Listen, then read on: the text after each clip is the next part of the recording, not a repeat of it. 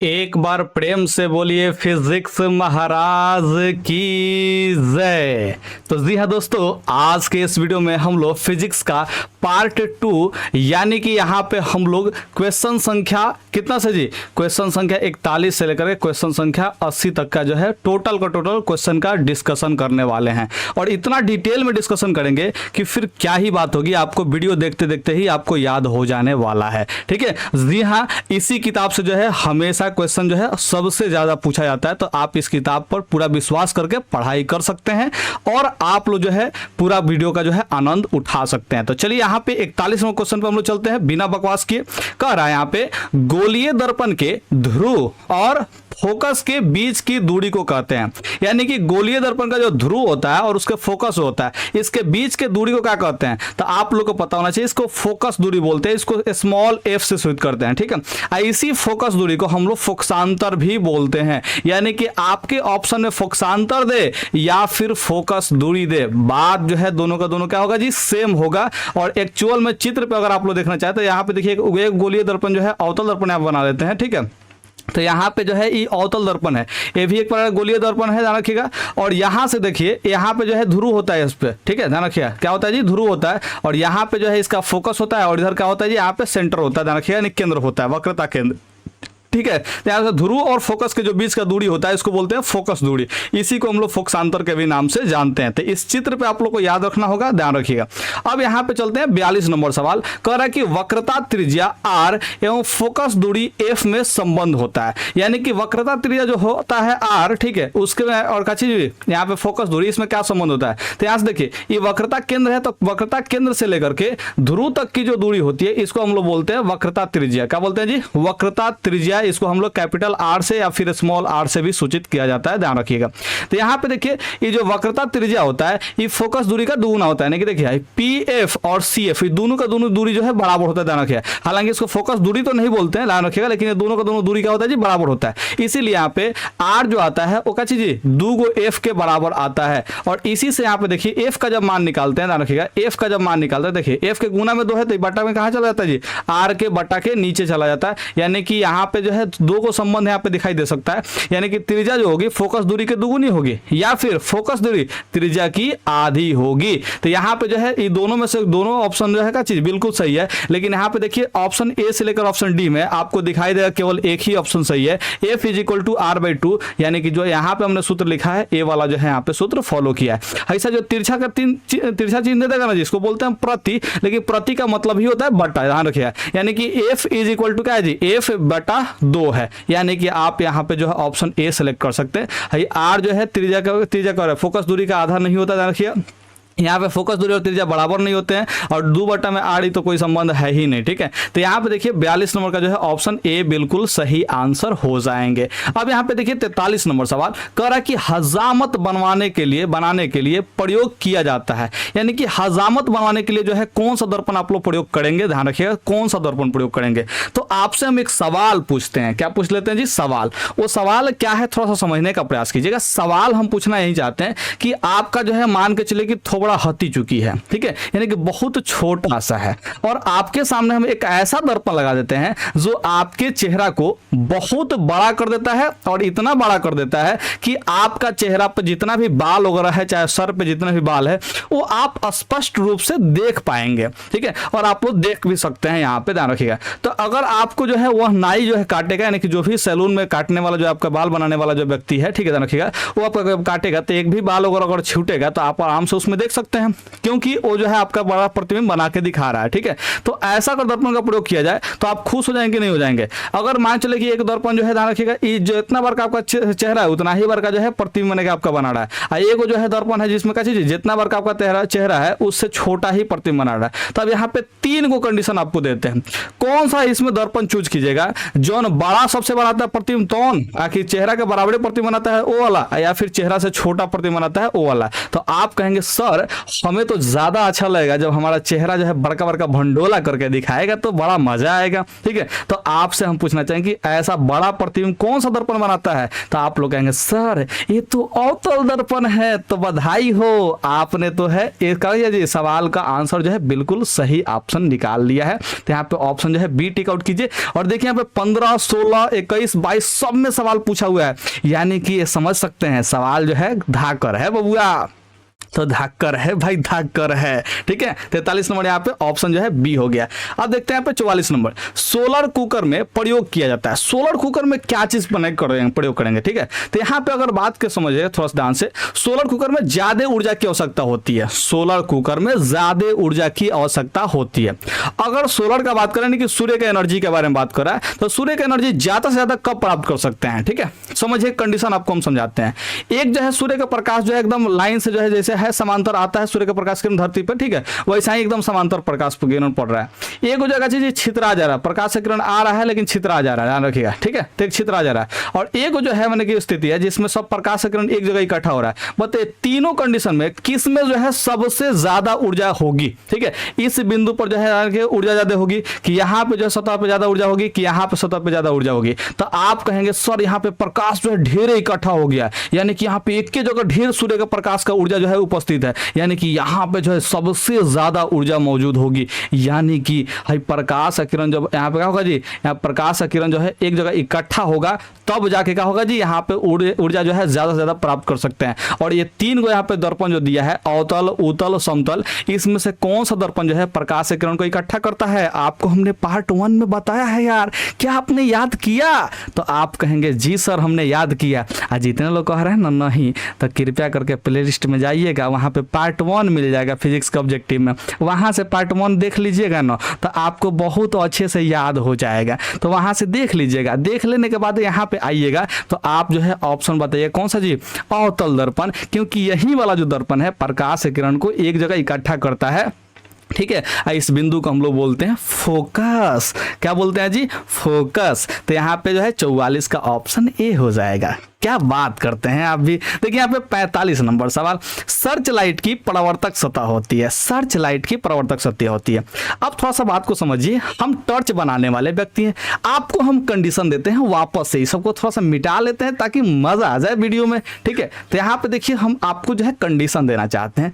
क्या कंडीशन देना चाहेंगे जी? तो थोड़ा समझिएगा ध्यान से। एक ऐसा टॉर्च बनाते हैं, ठीक है, एक ऐसा टॉर्च बनाते हैं जहां पे देखिए यहाँ पे जो है उसका बल्ब हो गया। ठीक है, अभी बल्ब से जो है प्रकाश चाहे तो यहाँ पे निकल रहा है सब जगह। ठीक है, ध्यान रखिए, ये सब जगह प्रकाश निकल रहा है। ठीक है, यहाँ पे जो है इसका यानी कि प्रवर्तक सतह रख देते हैं। ठीक है, जो कि इस पर जो है प्रवर्तक सतह जो भी पड़ेगा, तो देखिए समतल है, क्या चीज समतल है, तो ये जो है इसको कोई असर डालेगा नहीं। ठीक है, एक और जो है हम मैंने कि दर्पण करे लाइट बनाना चाहते हैं, इसमें इसका बॉल हो गया और इसका प्रवर्तक सतह ऐसा रख लेते हैं। अब इससे जो प्रकाश किरण निकलेगा तो देखिए क्या हो रहा है जी, यहाँ पे जो है सब छितरा दे रहा है, और ऐसे तो बल्ब से जो है क्या होगा जी, छितराएगा ही प्रकाश का किरण। ठीक है, अब यहाँ पे जो पड़ रहा है उस आवड़ी का हो रहा है, छितरा दे रहा है। यानी कि एक जो है यहाँ पे हमने बनाया सतह बनाया जो क्या चीज यहाँ पे छितरा देता है प्रकाश किरण को। एगो हम और टॉर्च बनाने का प्रयास किए। ठीक है, ध्यान रखिए, और इसमें हमने सतह प्रवर्तक सतह ऐसा रखा है जिसमें से क्या हो रहा है जी कि यहाँ पे जो है प्रकाश जा रहा है। ठीक है, और इसके बाद जो है यहाँ पे समांतर हो जा रहा है, ध्यान रखिएगा, यहाँ पे जो है जा रहा है फिर समांतर हो जा रहा है। ठीक है, यहाँ से प्रकाश निकल रहा है फिर समांतर हो जा रहा है। ठीक है, आप लोग थोड़ा सा समझने का प्रयास कीजिएगा। यहाँ पे क्या हो गया जी, समांतर है, यहाँ से जो निकल रहा है वो भी समांतर है। ठीक है, यानी कि एक जो यहाँ पे प्रकाश पुंज जो बना के एकदम गुच्छा बना के प्रकाश का जो है जा रहा है। ठीक है, तो हम आपसे पूछना चाहते हैं कि आपको सर्च लाइट बनाना है, यानी कि दूर दूर की वस्तुओं को देख देख करके खोजना है, उसमें सामान खोजना है, चाहे किसी व्यक्ति को ढूंढना है, यानी कि दूर दूर की वस्तुओं को देखना है। तो बताइए इस 3 को टाइप का हमने टॉर्च बनाया, और तीनों टाइप में से आप कौन सा टाइप का जो है प्रयोग करके अधिक से अधिक दूरी पर जो है वस्तु है उसको आप लोग आसानी से देख सकते हैं एकदम तेज प्रकाश में। तो आप लोग कहेंगे सर है तो चारों तरफ छितरा जाता है, ज्यादा दूर जा ही नहीं पाएगा, है चारों तरफ छितरा रहा तो ये भी ज्यादा दूर जा नहीं पाएगा, लेकिन हई वाला जो है प्रकाश का इकट्ठा कर दे रहा है, ध्यान रखिएगा। तो ये जो है ज्यादा दूर तक ले इसे फोकस बना के एकदम अनंत तक ले जा सकता है, ध्यान रखिएगा। अगर इसका क्षमता अनंत तक जाने का हो, इसके पास एनर्जी इतना हो कि अनंत तक जा सकता है, तो पक्का अनंत तक जा सकता है। यानी कि आप एक चीज यहाँ पे नोटिस कर रहे होंगे कि ऐसा लाइट बनाने के लिए हम यहाँ पे जो प्रकाश का परावर्तक सतह जो यूज कर रहे हैं, ठीक है, ये कौन सा सतह यूज कर रहे हैं जी? तो आप लोग कहेंगे सर अवतल दर्पण यूज कर रहे हैं। यहाँ पे अवतल टाइप का जो है प्रकाश का परावर्तक सतह यूज कर रहे हैं, इसको हम अवतल दर्पण मान सकते हैं। यानी कि सर्च लाइट अगर बनाएंगे तो इसमें कौन सा दर्पण प्रयोग करेंगे? तो आप लोग कहेंगे सर अवतल दर्पण। क्या समझाते हैं सर? यहाँ पे देखिए 46 नंबर सवाल कह रहा है कि रोगियों की नाक, कान, गले आदि की जांच के लिए डॉक्टर प्रयोग करते हैं। अब आपसे फिर वही कंसेप्ट यहाँ पे लाते हैं कि कान, नाक, गला ये सब जो होता है बहुत पतला पतला छिद्र होता है। आप कौन सा दर्पण का प्रयोग करना चाहें? जो छितरा दे प्रकाश को तवना को, कि जो इकट्ठा कर दे प्रकाश को तवना को? तो आप कहेंगे सर इकट्ठा करेगा तब वही तो पतर का छेद हो जाएगा प्रकाश, ठीक है। तो हम कहेंगे जी हाँ, आप बिल्कुल सही जवाब, माने कि सही जगह पे आप पहुंचे हुए हैं, ठीक है। आप कौन सा दर्पण टिक आउट करेंगे जी? अवतल दर्पण, क्योंकि अवतल दर्पण ही प्रकाश के किरणों को इकट्ठा करता है। और यही जो है इसका वजह ध्यान रखिएगा, इसको अभिसारी दर्पण भी कहते हैं, क्योंकि प्रकाश के किरणों को इकट्ठा करने वाला की जो क्रिया होता है उसको अभिसारी क्रिया कहते हैं। और ई दर्पण जो है भली भांति निभाते रहता है। क्लियर है? यहाँ पे 47 नंबर सवाल को देख लीजिए। पानी में डूबे एक उत्तल लेंस की फोकस दूरी हवा में इसकी फोकस दूरी की अपेक्षा क्या होती है? जरा सा सोचने का प्रयास कीजिएगा बबुआ। यहाँ पे देखिए पानी में डूबा एक उत्तल लेंस है। पानी में डूबा हुआ क्या है जी? एक उत्तल लेंस है, ठीक है। तो यहाँ पे हम पानी बना लेते हैं। क्या बना लेते हैं जी? पानी यहाँ पे है, इसमें जो है एक उत्तल लेंस जो है डुबा दी है, ठीक। अब यहाँ पे कह रहा है कि एक जो है हवा में है, ऐसा ही एक हवा में उत्तल लेंस बने के रखे हुए हैं। इसमें कह रहा है कि फोकस इसमें से क्या होगा? भाई पानी वाला का कम होगा कि यानी कि हवा वाला का कम होगा? तो आप कहेंगे सर जो है अगर प्रकाश किरण पानी में हम भेजते हैं ना जी, तो प्रकाश किरण पानी में जो है वेग इसका कम होता है। और फिर यहाँ पे कांच में जो उत्तल लेंस रखे हैं उसमें भी जाएगा तो और कम होगा इसका, यानी कि प्रकाश का वेग, यानी कि प्रकाश का वेग सीधे सीधे अगर कम होता है तो आपको पता है कि अपवर्तन जो है इसका ज्यादा होगा। प्रकाश का वेग जितना ही कम होगा उतना ही अपवर्तन का होगा जी ज्यादा होगा। आपको हमने पार्ट 1 में पढ़ाया है। और फिर से वही बात, क्या आपने पार्ट 1 देखा? अगर नहीं देखा यार तो इस वीडियो को देख लेने के बाद जाकर के जरूर देखिएगा, आपको बेहद ही मजा आने वाला है। थोड़ा सा बोरिंग तो फील होता है, लेकिन पढ़िएगा ना तो आपको परीक्षा में रिजल्ट पक्का आएगा। ये झक्कास बाबा का वादा है, इस बात का ध्यान रखिएगा। बस पढ़ते जाइए। जितना भी वीडियो अपलोड करते हैं, चाहे जितना लंबा अपलोड करें, आपको जो है पढ़ना है। अगर पढ़ डाले ना तो आपका रिजल्ट भी आ डाला है, इस बात का ध्यान रखिएगा। और इसका गारंटी हम लेते हैं, बस आप पढ़ने का प्रबंधन कीजिए, ठीक है। तो यहाँ से देखिए पानी में जो है प्रकाश किरण प्रवेश किया और उसके बाद जो है यहाँ पे उत्तल लेंस में जो है प्रवेश कर रहा है, तो यहाँ पे अपवर्तन जो है ज्यादा दिखाएगा। यहाँ पे हवा है तो हवा में प्रकाश का वेग ज्यादा होता है, इसलिए अपवर्तन कम दिखाएगा। तो अगर यहाँ पे बात करें फोकस दूरी का, ठीक है, ध्यान रखिएगा, तो ये जो है ज्यादा अपवर्तन दिखाने की वजह से, अगर मान चले कि यहाँ से प्रकाश किरण भेजते हैं तो ज्यादा अपवर्तन दिखाने की वजह से जल्दी ये कट जाएगा, ठीक है। अगर प्रधान अक्ष यहाँ पे तो जल्दी कटेगा, लेकिन यहाँ पे प्रकाश का जो है यानी कि अपवर्तन कम हो रहा है, तो प्रधान अक्ष अगर मान चलिए ए है तो इतना ज्यादा दूर तक ले जाएगा, उसके बाद जो है काटेगा प्रधान अक्ष, क्योंकि अपवर्तन जो है कम दिखाएगा, यानी कम मुड़ेगा। आई वाला में ज्यादा मुड़ेगा। तो आप लोग यहाँ पे देख सकते हैं कि पानी वाला का जो है फोकस दूरी क्या हो रहा है जी? कम हो रहा है। इसका फोकस दूरी क्या हो रहा है जी? कम हो रहा है। और इसका फोकस दूरी क्या हो रहा है? ज्यादा हो रहा है। तो यहाँ पे आप लोग समझिए पानी में डूबे एक उत्तल लेंस की फोकस दूरी, यानी कि पानी में डूबे हुए उत्तल लेंस की फोकस दूरी, यानी कि इसका जो है फोकस दूरी, ठीक है। और हवा में इसकी फोकस दूरी की अपेक्षा, यानी कि जो हवा में है इसकी अपेक्षा ये क्या है? तो आप लोग कहेंगे सर कम है। तो यहाँ पे ऑप्शन जो है बी टिक आउट कीजिए, बहुत ही मजा आने वाला है आपको। हमने पहले ही बताया कि आप जो है पढ़िएगा मेरे से तो आप लोग को बेहद ही आनंद आने वाला है। और ये आनंद आप सभी विद्यार्थियों को देना चाहेंगे तो आप जो है इस वीडियो को शेयर भी कर सकते हैं। और आप एक बात बताइए, क्या आपको इस 47 नंबर तक क्वेश्चन जो पढ़े, यानी कि 7 को जो क्वेश्चन पढ़ाए, क्या आपको समझ में आया? तो आप कहेंगे जी सर बिल्कुल समझ में आया है। तो नीचे एक लाइक का बटन दिया है, लगा लीजिए ना लाइक वा, ठीक है। काहे ला उसको खाली खाली छोड़ देते हैं। यहाँ पे देखिए ना 48 नंबर भाई, जो सवाल आप लोग को दिखाई नहीं दे रहा होगा तो इसको हम पढ़ देते हैं, आप लोग थोड़ा सा सुन लीजिएगा बढ़िया से, तो आप लोग यानी कि मैनेज कर लीजिएगा, ठीक है। या फिर अगर आपके पास किताब होगा तो निकाल लीजिए। टारगेट का ऑब्जेक्टिव बुक है, ध्यान रखिएगा, टारगेट का ऑब्जेक्टिव बुक का ही हम सोल्यूशन करा रहे हैं। तो आप लोग जो है क्या करेंगे जी, इस किताब को निकाल लेंगे और 48 क्वेश्चन पढ़ेंगे। अन्यथा मेरे ऊपर विश्वास करके इस क्वेश्चन को पढ़ लीजिए। क्या कहेंगे जी, यहाँ पे देखिए लिखा है उत्तल लेंस में बना प्रतिबिंब होता है, यानी कि उत्तल लेंस में कैसा प्रतिबिंब बनता है। ऑप्शन दिया है बराबर एवं सीधा, वास्तविक एवं उल्टा, वास्तविक एवं सीधा। तो सबसे पहले तो आप लोग इस ऑप्शन सी को काटिए। क्यों? क्योंकि वास्तविक जो प्रतिबिंब होता है वो कभी भी सीधा नहीं होता है, वास्तविक प्रतिबिंब हमेशा उल्टा होता है रे बबुआ। वास्तविक प्रतिबिंब क्या होता है जी, हमेशा उल्टा होता है।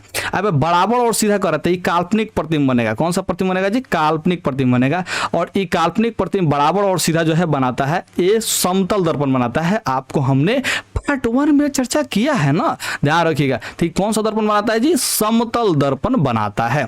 बराबर और सीधा जो प्रतिबिंब बनाता है वो समतल दर्पण बनाता है, ध्यान रखिएगा। तो ये भी ऑप्शन नहीं हो सकता, ठीक है, ध्यान रखिएगा। अब यहाँ पे उत्तल लेंस में जो बना प्रतिबिंब के बारे में कह रहा है, तो देखिए वास्तविक और उल्टा, जी हाँ, वास्तविक प्रतिबिंब उल्टा होता है। और उत्तल लेंस में देखिएगा ध्यान से, लेंस और फोकस वाले कंडीशन को छोड़ दें, 1 नंबर कंडीशन को छोड़ दें, तो बाकी के आपको जो है पार्ट 1 में जो है 5 कंडीशन बताए थे ना जी, तो उस 5 कंडीशन में प्रतिबिंब क्या बनता है जी, तो ये जो है वास्तविक और उल्टा ही प्रतिबिंब बनता है। ध्यान रखिए, वास्तविक और क्या बनता है जी, उल्टा बनता है। यानी कि ऑप्शन जो है बी बिल्कुल सही आंसर हो जाएगा। यानी कि 48 का जो है ऑप्शन बी बिल्कुल करेक्ट है। इस बात का ध्यान रखिएगा।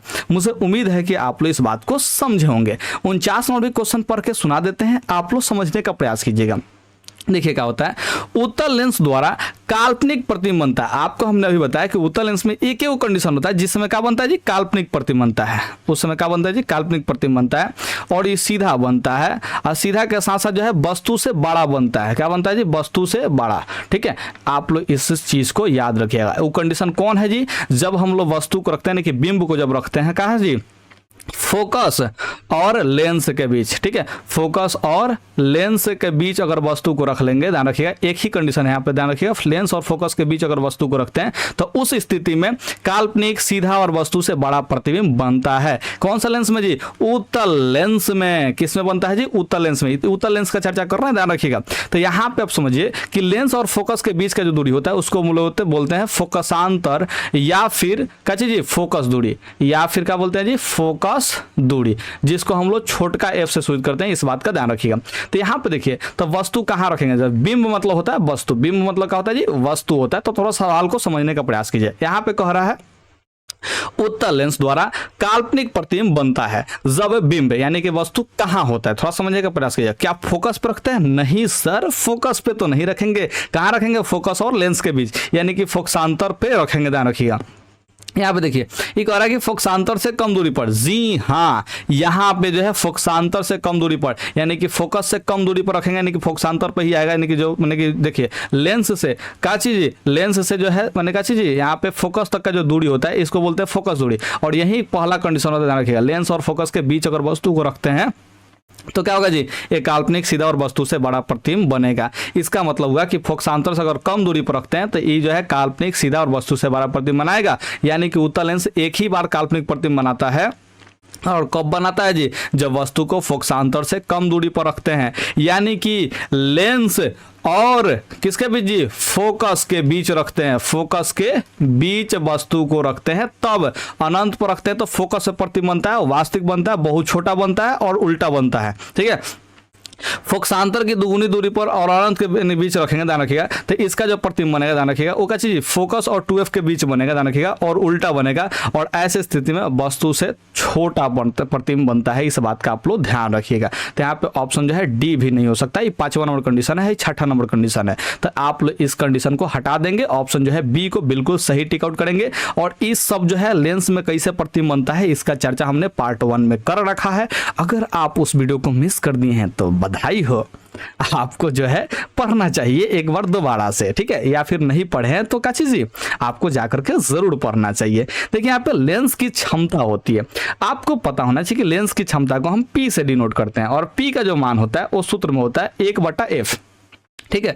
जब भी कोई ऐसा कोई मैंने कि फार्मूला होता है ध्यान रखिए जिसमें बटा के नीचे कोई टर्म हो तो ध्यान रखिएगा इसका ही व्युत्क्रम बोला जाता है। क्या बोला जाता है जी? व्युत्क्रम। यानी कि 1/f को हम लोग बोलेंगे क्या चीज जी? फोकस दूरी का व्युत्क्रम। इसको हम पढ़ेंगे कौन चीज जी? फोकस दूरी का व्युत्क्रम। फोकस दूरी f का होता है जी? फोकस दूरी होता है। तो हम लोग क्या पढ़ेंगे जी? फोकस दूरी का व्युत्क्रम पढ़ेंगे। क्या पढ़ेंगे जी? व्युत्क्रम पढ़ेंगे। इस बात का ध्यान रखिएगा। यानी कि लेंस की जो क्षमता होती है क्या होती है जी? फोकस दूरी के व्युत्क्रम के बराबर होती है। लेंस की क्षमता फोकस दूरी के व्युत्क्रम के बराबर होती है। यानी कि क्या फोकस दूरी के दुगुनी होती है? नहीं। फोकस दूरी के बराबर होती है? नहीं। फोकस दूरी के बराबर नहीं होती है, फोकस दूरी के व्युत्क्रम के बराबर होती है। यहां पे लिखा है व्युत्क्रम, ध्यान रखिएगा।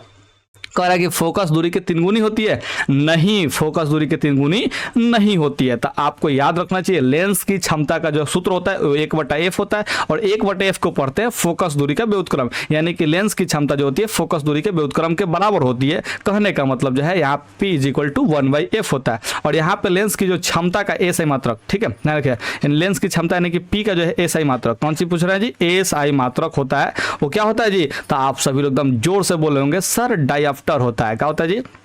डायऑप्टर होता है, ध्यान रखिएगा। इसको जो है डायऑप्टर भी लिखता है लोग, चाहे अलग अलग शब्दों से माने कि नामा जाता है। तो समझिए कि इस टाइप का जो है प्रोनाउंसिएशन जहां भी मिलेगा वही ऑप्शन हो जाएगा। ठीक है, तो डायऑप्टर आप लोग याद रखिएगा। मैंने कि सिंपल सा भाषा में बता रहे हैं, बाकी ऑप्शन में जो है नाम चेंज करते रहता है, अलग अलग बुक में अलग अलग नाम लिखा करता है। तो चलिए यहाँ पे बिना देर की हम लोग 51 नंबर सवाल पे चले आते हैं। ठीक है, क्या कह रहा है बउआ? 51 नंबर सवाल कह रहा है कि उत्तल लेंस में जब बिंब f और 2f के बीच रखा जाता है, तो यहाँ पे सबसे पहले उत्तल लेंस बनाते हैं, ध्यान रखिएगा। और आप लोग देखिए वो वाला पार्ट 1 मिस किया ना, तो यहाँ पे मिस मत कीजिए। देखिए हम यहाँ पे थोड़ा सा डिस्कशन कर देते हैं। ई हो गया लेंस का प्रकाशीय केंद्र। यहाँ पे आएगा एगो फोकस, यहाँ पे आएगा फोकस का दुगुना दूरी यानी कि 2f आएगा और यहाँ पे अनंत आ जाएगा। ठीक है, ध्यान रखिएगा। इधर वाला जो फोकस होगा ये हम लोग क्या करेंगे जी? अपने से जूम करके रखेंगे, क्योंकि इधर से जो है प्रकाश किरण कभी भी नई कार्तीय चिन्ह प्रतिपाद्य के अनुसार जो है नहीं लाते हैं। ठीक है, ध्यान रखिए, हमेशा जो है लेफ्ट साइड से ही प्रकाश किरण डालते हैं। तो ये वाला जो है हम लोग मैंने कहा चीज अपने से जूम करके रखेंगे कि यहाँ पे इधर से अगर प्रकाश किरण भेजेंगे तो यहाँ पे f होगा और यहाँ पे f का जो है दुगुना होगा, ध्यान रखिएगा। यानी कि अब देखिए यहाँ पे जो है इधर से प्रकाश गुजारते हैं तो इधर होता है f और यहाँ पे होता है 2f। क्या आप लोग को ये बात पता है? तो आप लोग कहेंगे जी सर हमने सिलेबस पढ़ रखा है, एकदम पता है सर। ठीक है, अब यहाँ पे समझिए बिंब को कहां रखा गया? बिंब यानी कि होता है वस्तु को कहां रखा गया, ध्यान रखिए। तो f और 2f के बीच रखा गया, यानी कि f और 2f के बीच रखा गया। यहाँ पे वस्तु है, यानी कंडीशन नंबर कितना जी? देखिए एक नंबर कंडीशन होता है लेंस और फोकस के बीच, यानी कि पहला कंडीशन हुआ। ठीक है, दूसरा कंडीशन का जी फोकस पे होता है, तीसरा कंडीशन जो है फोकस और कहां पे जी? 2f के बीच होता है, और चौथा कंडीशन जो है 2f पर होता है, पांचवा कंडीशन इस पे होता है, छठा कंडीशन अनंत पे होता है। ठीक है, तो इस तरह से 6 कंडीशन होता है जहां पे वस्तु को हम लोग रखते हैं। पहला कंडीशन का जब प्रतिबिंब जो है कहां बनता है जी? तो आप लोग सर लेफ्ट साइड में बनता है, काल्पनिक बनता है, वस्तु से बड़ा बनता है, ध्यान रखिएगा, और सीधा बनता है। ये आप लोग बात जानते हैं, यहाँ पे हमने ऊपर बताया कि लेंस और फोकस के बीच रखेंगे तो ऐसा होगा। अगर फोकस पे रख दिए तो ये बनता है अनंत पे। ठीक है, अनंत पे जो प्रतिबिंब बनेगा ये उल्टा बनता है, तो यहाँ पे ध्यान रखिएगा, दूर जो है उल्टा हम लिख रहे हैं, ध्यान रखिएगा। यहाँ पे देखिए फोकस और यहाँ पे 2f के बीच रखेंगे, यानी कि तीसरा कंडीशन होता है, ध्यान रखिएगा। इसका प्रतिबिंब जो है अनंत और 2f के बीच बनता है, और यहाँ पे वस्तु से ए भी बड़ा होता है, ध्यान रखिएगा, उल्टा होता है। ठीक है, और यहाँ पे क्या चीज होता है जी? ये वास्तविक होता है। ये सब जितना भी लेंस के दाहिने तरफ जो मैंने प्रतिबिंब बन रहा है वो सब जो है क्या होता है जी? वस्तु से मैंने कि वस्तु से अपेक्षाकृत क्या होता है जी? यहाँ पे उल्टा होता है, और साथ में जो है ये वास्तविक सब प्रतिबिंब होता है। लेकिन बड़ा होगा कि छोटा होगा यहाँ पे हम दर्शा रहे हैं, ध्यान रखिएगा। चौथा नंबर कंडीशन होता है 2f पर, ठीक है, यानी कि फोकस के दुगुना दूरी पर, इसको पढ़ते हैं फोकस का दुगुना दूरी इस पर होता है। तो चौथा कंडीशन हम लोग यहाँ पे लिख लेंगे। ठीक है, और ये वस्तु के बराबर होता है, ध्यान रखिएगा। हाई वस्तु के बराबर प्रतिबिंब बनेगा। ठीक है, ध्यान रखिएगा, ये वस्तु से बराबर प्रतिबिंब बनेगा। हाई जो है बड़ा बनेगा, ध्यान रखिएगा, वस्तु से बड़ा, और हाई जो है बहुत बड़ा प्रतिबिंब बनेगा। काची बनेगा जी? बहुत बड़ा प्रतिबिंब बनेगा अनंत पे जो बनेगा, यानी कि जो फोकस पे रखते हैं तो उसका अनंत पे प्रतिबिंब बनता है, ध्यान रखिएगा, बहुत बड़ा का बनता है। हाई वस्तु से बड़ा का बनेगा, हाई वस्तु के बराबर बनेगा, चौथा नंबर कंडीशन। पांचवा नंबर कंडीशन जो है 2f और अनंत के बीच है, तो यहाँ पे बनता है प्रतिबिंब कहाँ जी? ये वाला जो है प्रतिबिंब बनता है। हम लोग कैसे लिखेंगे इसको जी? हम लोग ऐसे लिख लेते हैं, पांचवा नंबर कंडीशन। ये आप लोग देखिए उल्टा हम लिख रहे हैं, ध्यान रखिए, तो उल्टा लिख रहे हैं तो उल्टा ही आप लोग समझना है कि उल्टा प्रतिबिंब बन रहा है, लेकिन इतना बड़ा नहीं होता है। ये जो है वस्तु से छोटा प्रतिबिंब हो जाएगा। कैसे हो जाएगा जी? छोटा प्रतिबिंब हो जाएगा। तो यहाँ पे हम लोग क्या करते हैं जी? अरे गड़बड़ गड़बड़, हम तो सीधा ही प्रतिबिंब बनाने लगे जी। यहाँ पे देखिए हम जो है उल्टा प्रतिबिंब बना लेते हैं। यहाँ पे 5वां नंबर जो कंडीशन है इस पे छोटा प्रतिबिंब बनेगा, थोड़ा सा वस्तु से क्या बनेगा जी, छोटा बनेगा। और छठा नंबर कंडीशन जो अनंत का है तो इस फोकस से बनता है, ध्यान रखिएगा, और ये और छोटा बनेगा, सबसे छोटा अनंत वाला बनता है। तो इस तरह से जो है प्रतिबिंब छोटा बनते आता है। अनंत वाला प्रतिबिंब सबसे बड़ा है जो है क्या चीज बड़ा, और यहाँ पे वस्तु के बराबर है, जब वस्तु से छोटा, इधर से वस्तु से बहुत छोटा होगा प्रतिबिंब, ठीक है। तो इस तरह से कंडीशन आप लोग याद रखिएगा। तो ये वाला कंडीशन आप लोग याद कर लिए। तो अब यहाँ पे थोड़ा समझने का प्रयास कीजिए। एफ और 2F के बीच अगर बिंब को रखते हैं, यानी कि एफ और 2F के बीच रखते हैं बिंब को, यानी कि वस्तु को, यानी कि तीसरा नंबर कंडीशन है। तो तीसरा नंबर कंडीशन का प्रतिबिंब कहाँ बना जी, अनंत और 2F के बीच। तो यहाँ पे क्या लिखेंगे जी, अनंत और जा। हम इतना बकवास कर दिए, आई तो इसका उपयोग नहीं है, ऑप्शन हम काहे नहीं देखे यार, गड़बड़ हो गया, इतना बकवास का जरूरत है करने का। देखिए यहाँ पे बड़ा और वास्तविक होगा, जी हाँ, तो बड़ा होगा और वास्तविक होगा, बड़ा प्रतिबिंब होगा और वास्तविक होगा, ठीक है। छोटा तो नहीं होगा, ठीक है। 3 और कंडीशन का होगा, अनंत और 2F वाला जो है छोटा नहीं होगा, ये छोटा नहीं हो सकता। बड़ा तो होगा लेकिन काल्पनिक नहीं होगा, क्योंकि दाहिने तरफ है, ठीक है। देखिए छोटा और काल्पनिक, काल्पनिक तो होगा ही नहीं, ठीक है, छोटा तो होगा ही नहीं, ठीक है। तो दोनों ऑप्शन में से देखिए तीनों ऑप्शन नहीं होगा, ऑप्शन जो है ए हो जाएगा। तो इस कंडीशन को आप लोग याद रखिए, इस पर आधारित जो है सवाल बहुत पूछता है, भर भर के सवाल पूछता है। हमने पार्ट 1 में भी जिक्र किया है और यहाँ पे भी जिक्र कर दिया, तो आप लोग इसको याद रखिएगा। बहुत अच्छे ढंग से आप लोग को याद रखने की जरूरत है, आपको जो है बहुत हेल्प मिलेगा इस वाले जो है चार्ट से, ठीक है। ये ट्रिक है जो कि झकास बाबा द्वारा बनाया गया ट्रिक है, ध्यान रखिएगा। और इसको बहुत सारे लोग भी बना के पढ़ा चुके हैं, ध्यान रखिएगा। क्योंकि हम जो है शुरुआत में जब इस चैनल का शुरुआत किया था ना, उस समय इस सब ट्रिक का जो है बारे में जिक्र किए थे, ठीक है, ध्यान रखिएगा। तो ये वाला ट्रिक जो है बहुत अच्छा ट्रिक है, जो कि याद किया जा सकता है इस ट्रिक के माध्यम से। यहाँ पे 52 नंबर देखिए, 2 वक्रीय पृष्ठों से घिरे ठोस माध्यम को कहते हैं। यहाँ पे गलत शब्द दिया है, यहाँ पे कहना चाहता है कि गोलीय लेंस, ठीक है, ध्यान रखिएगा। लेकिन यहाँ पे शब्द जो है माने कि भाषा गड़बड़ किया, देखिए थोड़ा सा ध्यान से। 2 वक्रीय पृष्ठों से घिरे ठोस पारदर्शी माध्यम रखिए, क्या रखिए जी, ठोस पारदर्शी माध्यम। अगर पारदर्शी नहीं रहेगा तो लेंस का काम ही नहीं करेगा। तो यहाँ पे को शब्द मिला लीजिएगा, किताब में भी थोड़ा सा मिसप्रिंट देता है या फिर कुछ कुछ छोड़ देता है, तो इस बात को ध्यान रखिएगा। 2 वक्रीय पृष्ठों से घिरे ठोस पारदर्शी माध्यम को क्या कहते हैं, तो आप लोग कहते हैं गोलीय लेंस, ठीक है। अगर 2 को ठोस जो है ध्यान रखिएगा, पारदर्शी माध्यम अगर बना दे, ध्यान रखिएगा, पारदर्शी माध्यम जो है 2 को सतह से, कौन सा सतह से जी, 2 को सतह से यहाँ पे जो है एक माने कि पारदर्शी माध्यम बना दे। इसमें कुछ ऐसा पदार्थ हो जिसमें पारदर्शी बने पदार्थ हो, ध्यान रखिएगा। तो ये जो है काची काम करेगा जी, लेंस का काम करेगा, और इसी को बोलेंगे हम लोग गोलीय लेंस। वक्रीय का मतलब जो है कर्व होता है, ध्यान रखिए, माने कि जो गोल टाइप का हो, माने कि थोड़ा सा माने टेढ़ा मेढ़ा, सीधा ना हो, ध्यान रखिएगा। तो ये जो है वक्रीय होता है, ध्यान रखिए क्या होता है जी, वक्रीय होता है, ठीक है। अब बकड़ी बकड़ी मत करने लगिएगा, ठीक है, ये वक्रीय होता है, वक्रीय, बकड़ी वक्रीय में अंतर है, इस बात का ध्यान रखिएगा, ठीक है। ना तो गौवा में सब कहता है कि वक्रीय, ना बकड़ी, 2 बकड़ी पृष्ठ से, ठीक है, तो गड़बड़ हो जाएगा, वैसा नहीं पढ़ना है बबुआ। 53 नंबर देख लीजिए, किस लेंस का उपयोग कर दीर्घ दृष्टि दोष को संशोधित किया जा सकता है। देखिए दीर्घ दृष्टि दोष को संशोधित करना है, मेरा एक बात मानिएगा, तो आप लोग कहेंगे जी सर आप बताते हैं ना तो मजा आ जाता है, ठीक है। तो आपका बात मानेंगे ही, तो मानिए ना, हम कहाँ कह रहे हैं कि नहीं मानिए, ठीक है। देखिए कैसे मानना है। अगर मान के चलिए कि दूर पूछता है या फिर दीर्घ पूछता है, अगर ई दृष्टि दोष के बारे में पूछता है, एगो निकट या फिर नजदीक पूछता है, निकट या फिर नजदीक, यही ना 2 टाइप का जो है मैंने कि पूछता है जी, बीमारी जो है अगर होगा तो कौन सा हम लोग लेंस का प्रयोग करेंगे, यही 2 चीज के बारे में पूछता है। तो चलिए ना इसका ट्रिक हम लोग याद कर लेते हैं। अगर पूछ दिया दूर या दीर्घ, ठीक है, ध्यान रखिए। तो अब यहाँ पे गिनिए शब्द, कौन शब्द है जी, 2 शब्द है, यहाँ पे है 2 शब्द नहीं है, 2 अक्षर है, यहाँ पे भी 2 अक्षर है, ठीक है, ध्यान रखिएगा। तो यहाँ पे थोड़ा सा बात को समझिएगा, अगर 2 अक्षर में दिया तो 1 अक्षर बढ़ा लीजिएगा, ठीक है, 1 अक्षर का कर लीजिएगा, बढ़ा लीजिएगा। तो 3 अक्षर हुआ है, 3 अक्षर में कौन सा लेंस होता है, आप ही लोग बताइए, उत्तल लेंस होता है या फिर अवतल लेंस होता है। तो आप लोग कहेंगे सर उत्तल लेंस होता है, तो 2 अक्षर में पूछा है तो 3 अक्षर करेंगे, 1 अक्षर बढ़ा के, 3 अक्षर में होता है उत्तल लेंस, तो इसमें भर देंगे उत्तल लेंस, ठीक है। कौन सा लेंस भरेंगे जी, उत्तल लेंस भर देंगे। अगर निकट हमारे पास पूछता है, चाहे नजदीक के बारे में पूछता है, अगर निकट यहाँ पे देखिए 3 अक्षर का हो रहा है, यहाँ पे नजदीक जो है 4 अक्षर का हो रहा है, तो 3 या 4 अक्षर कौन, माने कि 3 अक्षर से 1 अक्षर बढ़ा देंगे तो 4 अक्षर होगा, और यहाँ पे देखिए 4 अक्षर तो है ही, ठीक है, देखिए अधिकतर पूछता है निकट वाला, तो 3 अक्षर से 4 अक्षर करेंगे तो कौन सा लेंस हो जाएगा जी, तो आप लोग सर अवतल लेंस, क्योंकि 4 अक्षर में होता है। तो यहाँ पे ध्यान रखिएगा, निकट या नजदीक में क्या होगा जी, अवतल लेंस होगा। कौन सा लेंस होगा जी, अवतल लेंस होगा, इस बात को ध्यान रखिएगा। तो यहाँ पे कहा है दीर्घ दृष्टि दोष, यानी कि अक्षर है जी, तो आप लोग सर 2 अक्षर है, यानी कि दीर्घ यानी कि दूर वाला, ठीक है। तो इसमें जो है 3 अक्षर का मानेंगे, यानी कि उत्तल लेंस जो है टिक आउट कर देना है। तो 53 नंबर का हो जाएगा ऑप्शन जो है बिल्कुल सही हो जाएगा, ऑप्शन बी। क्या आप लोग समझ पा रहे हैं, तो आप लोग कहेंगे जी सर मजा आ रहा है एकदम, ठीक है। देखिए यहाँ पर 54 नंबर सवाल कह रहा है कि नई कार्तीय चिन्ह परिपाटी के अनुसार नई कार्तीय चिन्ह परिपाटी के अनुसार, यानी कि चिन्ह जो हम लोग बना के डालते हैं जो, ठीक है, ध्यान रखिएगा, चिन्ह किस हिसाब से लेफ्ट साइड, राइट साइड, ऊपर और नीचे जो है इस दिशाओं के हिसाब से जो है चिन्ह हम लोग निर्धारित करते हैं, वहीं जो है कार्तीय चिन्ह परिपाटी के अनुसार कह रहा है, ठीक है, कि दर्पण के सामने रखे बिंब की दूरी ली जाती है। तो ध्यान रखिएगा वस्तु दूरी हमेशा जो है ऋणात्मक होता है। बिंब मतलब होता है वस्तु, जहां भी बिंब लिखा दिखाई दे तो वहां पे आप लोग वस्तु समझिएगा कि वस्तु रखा गया, ध्यान रखिएगा। तो वस्तु का दूरी जो है होता है उसको हम लोग कैसे सूचित करते हैं जी, यू से सूचित करते हैं। और हमेशा ध्यान रखिएगा कि वस्तु का जो दूरी होता है वो ऋणात्मक होता है। हमेशा वस्तु का दूरी कैसा होता है, ऋणात्मक होता है। इस बारे में आप लोग ध्यान रखिएगा, ठीक है। तो यहाँ पे हम लोग क्या करते हैं, एक दर्पण ले लेते हैं। देखिए दर्पण के बारे में जिक्र है तो दर्पण ले लेते हैं। यहाँ पे है प्रधान अक्ष।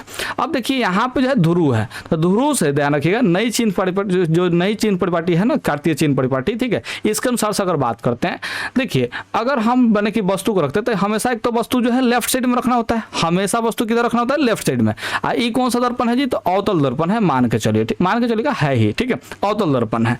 अब यहाँ से जो है मैंने कहा होगा जी, इस वस्तु से देखिए भले कि मैंने कि ध्रुव से जो है वस्तु किधर है जी, लेफ्ट साइड में है। तो देखिए ध्रुव से लेकर के वस्तु तक का जो दूरी होगा इसी को हम लोग बोलते हैं वस्तु दूरी, जिसको हम लोग यू से सूचित करते हैं। अब मान चलिए कि इसका प्रतिबिंब जो है इधर बन रहा है, बोले इधर नहीं बन रहा है, इधर बन रहा है, मान के चलिए इधर वाला प्रतिबिंब बन रहा है, ध्यान रखिए। तो ये प्रतिबिंब बन गया, क्या बन गया जी, प्रतिबिंब उल्टा बना है। तो यहाँ पे देखिए ध्रुव से लेकर के, ध्यान रखिए, ध्रुव से लेकर के प्रतिबिंब तक का जो दूरी होता है वो क्या होता है जी, यहाँ पे भी इसको सूचित करते हैं, किससे सूचित करते हैं जी, भी से। ये प्रतिबिंब दूरी हो गया, है जो है वस्तु दूरी हो गया।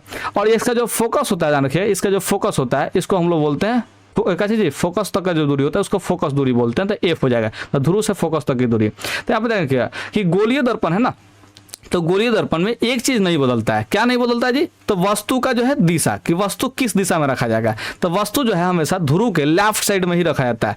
वस्तु हमेशा किधर रखा जाता है जी, ध्रुव के लेफ्ट साइड में ही रखा जाता है, ठीक है। प्रतिबिंब लेफ्ट में भी बन सकता है, राइट में बन सकता है, गोलीय दर्पण में बात करते हैं, ध्यान रखिएगा। तो यहाँ पे देखिए वस्तु जो है हमेशा लेफ्ट साइड में रखेंगे, यानी कि वस्तु का जो दूरी होगा है यू, ये हमेशा क्या होगा जी, ऋणात्मक होगा, ध्यान रखिएगा। तो आप लोग इस शब्द को याद रखिएगा, वस्तु दूरी ऋणात्मक, वस्तु दूरी ऋणात्मक, वस्तु दूरी ऋणात्मक। आपको एक माने कि याद ही रख लेना है, क्योंकि वस्तु दूरी हमेशा लेफ्ट में होता है, ध्यान रखिएगा। वस्तु दूरी किधर होगा जी, हमेशा लेफ्ट में होगा, यानी कि बाएं तरफ होगा, लुतरी साइड होगा। कौन सा साइड होगा जी, लुतरी साइड, आप लोग ध्यान रखिएगा। तो ये हमेशा ऋणात्मक होता है, आप लोग को याद रखना है।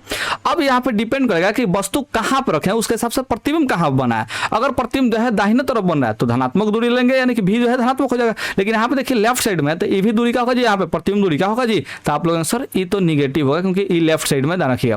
यहाँ पे फोकस दूरी भी क्या होगा जी, निगेटिव होगा। तो इसीलिए आप लोग कल बताए थे कि अवतल जो दर्पण होता है उसका फोकस दूरी निगेटिव होता है, क्योंकि लेफ्ट साइड में होता है। और वहीं उत्तल दर्पण का जो होता है फोकस दूरी राइट साइड में होता है, तो धनात्मक होता है। तो आप लोग ये सब जो है दिशा पर याद रखिएगा। दिशा कैसे आपको पता चलेगा, जब आप लोग चित्र याद रखिएगा। तो इसलिए बबुआ हम कह रहे हैं, देखिए चित्र पे हम सवाल को बना रहे हैं, हर एक बार जो है चित्र पे सवाल बना रहे हैं। अगर आपको ये सब जो चित्र है ना दिमाग में बैठा लिए ना, तो आपको हम कसम से कह रहे हैं, देखिए परीक्षा में जो है आपसे क्वेश्चन जब भी इसमें से घुमा फिरा के पूछेगा ना, तो आप उसको आराम से हैंडल कर पाइएगा, क्योंकि आपने चित्र पे पढ़ा है, ठीक है। और जो विद्यार्थी डायरेक्ट रटते हैं ना, वही लोग फंसते हैं। तो रटना नहीं है, क्योंकि हमारा चैनल का जो मेन मोटिव है ना, ध्यान रखिए, हमारे चैनल का जो मेन मोटिव है वो विद्यार्थियों को सिखाना है, विद्यार्थियों को सिखाना है। हम सिखाना चाहते हैं, हम झक्कास बाबा हैं, इस बात को समझिए ना, काहे नहीं समझते हैं। देखिए यहाँ पे 55 नंबर सवाल, प्रत्येक लेंस के 2 वक्रता केंद्र होते हैं, क्योंकि अब देखिए लेंस में कितने वक्र सतह होते हैं, देखिए कितने यानी कि सतह होते हैं, वक्र सतह। तो आप लोग सर 2 वक्र सतह होंगे, और दोनों वक्र सतह का जो है कौ केंद्र होगा जी, तो 2 केंद्र होगा, क्योंकि 2 वक्र सतह है तो 2 यानी गोला बनेगा, और 2 गोला का जो है केंद्र होगा 2 यानी कि केंद्र बनेगा, ध्यान रखिए। तो इस तरह से आप लोग देख पा रहे हैं कि वक्रता केंद्र को प्राप्त हो रहा है, तो 2 को प्राप्त हो रहा है, ध्यान रखिएगा। अच्छा जी, लेंस की 2 वक्र सतह होती है, इसके वजह से 2 वक्रता केंद्र प्राप्त हो रहा है, या फिर लेंस की एक सतह वक्र तथा दूसरी समतल होती है। नहीं, ऐसा जो है मैंने कि हम लोग को 10वीं क्लास में समतल और वक्र वाला नहीं पढ़ना है, ठीक है। लेंस की दोनों सतह समतल होती है, लेंस की दोनों सतह समतल तो नहीं होती, उसको हम लोग क्या बोलेंगे, कांच का स्लैब बोल देंगे। अगर दोनों सतह समतल होगा तो उसको कांच का स्लैब बोलेंगे, लेंस नहीं बोलेंगे, ध्यान रखिए। तो यहाँ पे कौन सा ऑप्शन आप लोग को जबरदस्ती टिक आउट करना पड़ेगा जी, ऑप्शन जो है ए बिल्कुल सही आंसर टिक आउट करना पड़ेगा। थोड़ा सा समझने का प्रयास कीजिएगा। हम यहाँ पे आपको जो है 2 गोला लेके दिखा देते हैं, बबुआ यहाँ पे 2 गोला आप लोग ले लीजिएगा, ठीक है। आजा बबुआ गोला, ठीक है। अरे गोला है ये कौन सा गोला है जी, तो बम गोला है, ठीक है। यहाँ पे गोला ले लेते हैं, एक यहाँ पे गोला आ गया, ठीक है। अब इसी का हम लोग कॉपी कर लेते हैं दूसरा गोला, ठीक है। यहाँ पे कॉपी कर लेते हैं, और यहाँ से जो क्या किए जी, हम जो है यहाँ पे एगो लेंस बना रहे हैं, ठीक है, ध्यान रखिएगा। हाई वाला हिस्सा में ध्यान रखिएगा, ये लेंस हो गया। हाई वाला हिस्सा से जो बनाया है ना जी, ये लेंस हो गया, ठीक है। अरे भाई थोड़ा सा मोटा अक्षर से आ जा, 1 मिनट भाई, यहाँ पे मोटा अक्षर आ जा, गजब। इसको जो है हम रंग दिए, यहाँ पे जो है लेंस बना लिए। बात को समझने का प्रयास कीजिएगा, हाई लेंस हो गया, ठीक है। अब यहाँ पे देख सकते हैं हाई लेंस हो गया। अगर इसके सतह को इधर हम मिलाते हैं ऐसे, ठीक है, और इसके सतह को इधर मिलाते हैं तो यहाँ पे हमको कौ थी प्राप्त हुआ जी, 2 वक्र सतह यहाँ पे प्राप्त है, ठीक है, ध्यान रखिए। और 2 वक्र सतह से 2 गोला हमें प्राप्त है। तो इसका केंद्र को एगो केंद्र बोलेंगे और इसके केंद्र को भी एगो केंद्र बोलेंगे, ध्यान रखिए। तो यहाँ से लेंस के कितने केंद्र हो जाएंगे, तो आप लोग सर 2 केंद्र हो जाएगा। लेंस का को केंद्र हो जाएगा जी, तो 2 केंद्र हो जाएगा, ध्यान रखिए। और 2 केंद्र को जो मिलाते हैं ना, उसी को हम लोग बोलते हैं प्रधान अक्ष। जो रेखा मिलाता है ना दोनों के केंद्र को, इसी को हम लोग क्या बोलते हैं, प्रधान अक्ष बोलते हैं। तो ध्यान रखिएगा, लेंस का 2 वक्रता केंद्र होने के पीछे का जो रीजन है वही 2 वक्र सतह, एगो इधर वाला वक्र सतह, एगो इधर वाला वक्र सतह, ये दोनों वक्र सतह ही है। तो यहाँ पे ऑप्शन जो है ए बिल्कुल सही टिक आउट आंसर करना पड़ेगा। उम्मीद करते हैं आप लोग मेरे बात को समझे होंगे, ठीक है। अब यहाँ पे हम लोग क्या करते हैं जी, 56 नंबर सवाल पे चलते हैं। कितना नंबर सवाल पे चलते हैं, 56 नंबर सवाल पे। कह रहा है कि गोलीय लेंस के लिए फोकस दूरी f और यहाँ पे जो है वस्तु दूरी u, यहाँ पे प्रतिबिंब दूरी का चीज v है, तो इसमें संबंध है। तो आप लोग याद रख लीजिए, फोकस दूरी को हमेशा f से ही सूचित करते हैं, वस्तु दूरी को हमेशा जो है u से ही सूचित करते हैं, और यहाँ पे प्रतिबिंब जो दूरी होता है उसको हमेशा v से ही सूचित करते हैं। आपको हमने ऊपर भी बताया, देखिए वस्तु दूरी हमेशा u से, v से जो है मैंने वस्तु दूरी, हाँ ठीक है, v से जो है प्रतिबिंब दूरी, और यहाँ पे f से फोकस दूरी। ये तीनों टर्म को आप लोग को याद कर लेना है, ठीक है, हमेशा से याद रख लीजिए। फोकस दूरी को छोटका f, वस्तु दूरी को छोटका v, मतलब छोटका u, और यहाँ प्रतिबिंब दूरी को छोटका v से सूचित करते हैं। अब यहाँ पे बात कर रहा है लेंस का, किसका बात कर रहा है जी, लेंस का। तो थोड़ा सा बात को समझिएगा। आपको हमने क्या बताया कि वस्तु दूरी हमेशा लेफ्ट साइड में होती है, यानी कि ऋणात्मक होती है। तो लेंस वाला में ध्यान रखिएगा, लेंस वाला में u जो है निगेटिव होगा, u क्या होगा जी, निगेटिव होगा, और प्रतिबिंब दूरी जो है पॉजिटिव होगा, यानी कि आप देखिए 1/v माइनस में 1/u इज इक्वल टू में 1/f होगा। आपको यहाँ पे ध्यान रखना है, इसमें हमेशा कंफर्म कर लीजिए कि वस्तु दूरी ऋणात्मक होना चाहिए। तो यहाँ पे ऑप्शन जो है बी बिल्कुल सही होगा। है देखिए 1/v प्लस में 1/u बराबर में 1/f जो है, ठीक है, ये जो है नॉर्मल वाला है, ठीक है। तो नॉर्मल वाला आप लोगों को पता होना चाहिए कि ये कौन सी में है जी, तो ये जो है दर्पण सूत्र है। कौन सा सूत्र है जी, दर्पण सूत्र है। इस बात का आप लोग ध्यान रखिएगा, कौन सूत्र है, दर्पण सूत्र है, आप लोग को याद रखना है। तो 1/v plus 1/u is equal to 1/f, ये दर्पण सूत्र है। और जब u निगेटिव हो जाए, यानी कि वस्तु दूरी निगेटिव हो जाए, ध्यान रखिएगा, माइनस में हो जाए, तो इसको हम लोग बोलेंगे लेंस सूत्र। तो ठीक है, ध्यान रखिएगा, इसको कौन सा सूत्र बोलेंगे जी, लेंस सूत्र। इतना मोटे का है चलने लगा बबुआ, ये मोटा इतना का है चल रहा है, पतला हो जाए बबुआ, यहाँ पे पतला हो जाए। जी हाँ, यहाँ पे पतला हो गया, और पतला करेंगे तो नहीं। अच्छा, एक चीज को नोटिस कीजिए, हाई वाला जो है यहाँ पे कर्सर जो है देखिए कैसा बन रहा है, थोड़ा सा गोल टाइप का बन रहा है जब मोटा रख रहे हैं। तो यहाँ पे जब थोड़ा सा पतला रख रहा है, प्लस का साइन यहाँ पे आ रहा है, ऐसा साइन बन रहा है, ठीक है। तो ये थोड़ा सा अंतर है बबुआ, ठीक है, कोई बात नहीं, मोटा और पतला में कोई अंतर आप लोग को नहीं दिखाई देना चाहिए। यहाँ पे 57 नंबर पे चले आते हैं। तो 57 नंबर क्या कर रहा है, क्वेश्चन थोड़ा सा समझने का प्रयास कीजिए। कह रहा है कि एक अवतल दर्पण की फोकस दूरी 10 सेंटीमीटर है। अब अवतल दर्पण है तो इसका फोकस दूरी क्या होगा जी, माइनस, अच्छा माइनस प्लस में खेला ही नहीं है, तो कोई बात नहीं। एफ का जो वैल्यू हो कितना दिया जी, आप लोग कहेंगे सर 10 सेंटीमीटर दिया है। कह रहा है कि वक्रता त्रिज्या, तो वक्रता जो तो आप लोग कहेंगे सर बड़का आर से सूचित करते हैं या फिर छोटका आर से, ठीक है। तो वक्रता त्रिज्या जो है बड़का आर का जो सूत्र होता है वो आपको हमने बताया है कि r इज इक्वल टू क्या होता है, तो फोकस दूरी का दुगुना होता है। तो यहाँ पे देखिए 2 और f जो है वो 10 है, तो यहाँ पे 10 दूना के 20 होगा। तो आप लोग को इतना सॉल्व नहीं करना है, ना ना ना ना, झक्कास बाबा के पास पढ़ते हैं ना, सॉल्व नहीं करना है। देखिए फोकस दूरी अगर 10 सेंटीमीटर दे दिया, फोकस दूरी कितना दे दिया जी, 10 सेंटीमीटर, तो आपका जो वक्रता त्रिज्या होगा इस 10 का दुगुना होगा, क्योंकि वक्रता त्रिज्या फोकस दूरी के दुगुनी होती है। तो 10 का दुगुना 20 हो जाएगा, बस काम खत्म हो जाएगा। तो यहाँ से जो है आप लोग 20 कर लीजिएगा। अच्छा, कन्फ्यूजन तो तब होता है जब यहाँ पे कोई ऑप्शन में जो है 5 कर दे। अब आप सोचते हैं कि सर जो वक्रता मैंने कि त्रिज्या होता है वो तो फोकस दूरी का आधा होता है, तो यहाँ पे 10 का आधा कर देंगे 5। अब यहाँ पे क्या चीज एगो समझते हैं दुगुना होता है, तो यहाँ पे 10 का दुगुना करेंगे 20। अब यहाँ पे 20 और 5 में कन्फ्यूजन हो जाएगा। भाई 10 तो आप लोग नहीं मानेंगे, 12 भी नहीं मानेंगे, लेकिन 20 और 5 में कन्फ्यूजन हो जाता है, ठीक है।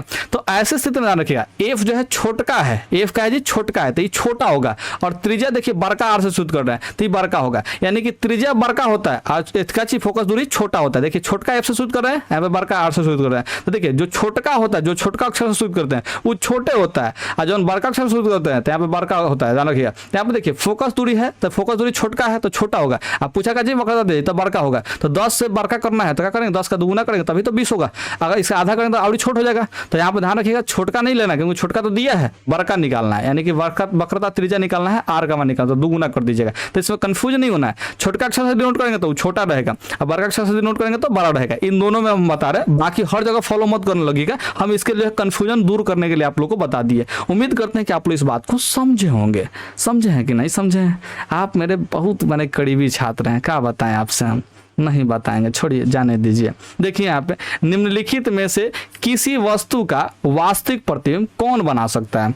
अगर वास्तविक प्रतिबिंब बनाना है, क्या बनाना है जी, वास्तविक प्रतिबिंब बनाना है, तो कौन सा बना सकता है? ठीक है, कांच की पट्टिका ना बबुआ ना।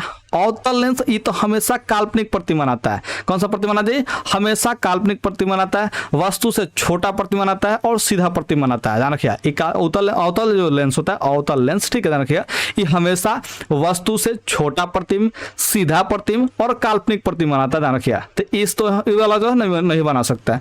उत्तल लेंस जी हाँ बना सकता है वास्तविक प्रतिबिंब जो है उत्तल लेंस। एक कंडीशन, 1 नंबर वाला जो कंडीशन जो है उसको छोड़ करके बाकी 2 नंबर से लेकर के 6 नंबर तक जो कंडीशन होता है, ध्यान रखिए, ये 6 नंबर कंडीशन तक ले ये सब में वास्तविक प्रतिबिंब ही बनाता है और उल्टा प्रतिबिंब बनाता है। इस बात का ध्यान रखिए। तो उत्तल लेंस यहाँ पे बिल्कुल सही आंसर हो जाएगा। यहाँ पे 59 नंबर सवाल को देख लीजिए ना, कितना प्यार से यहाँ पे सवाल कह रहा है। क्या कह रहा है जी?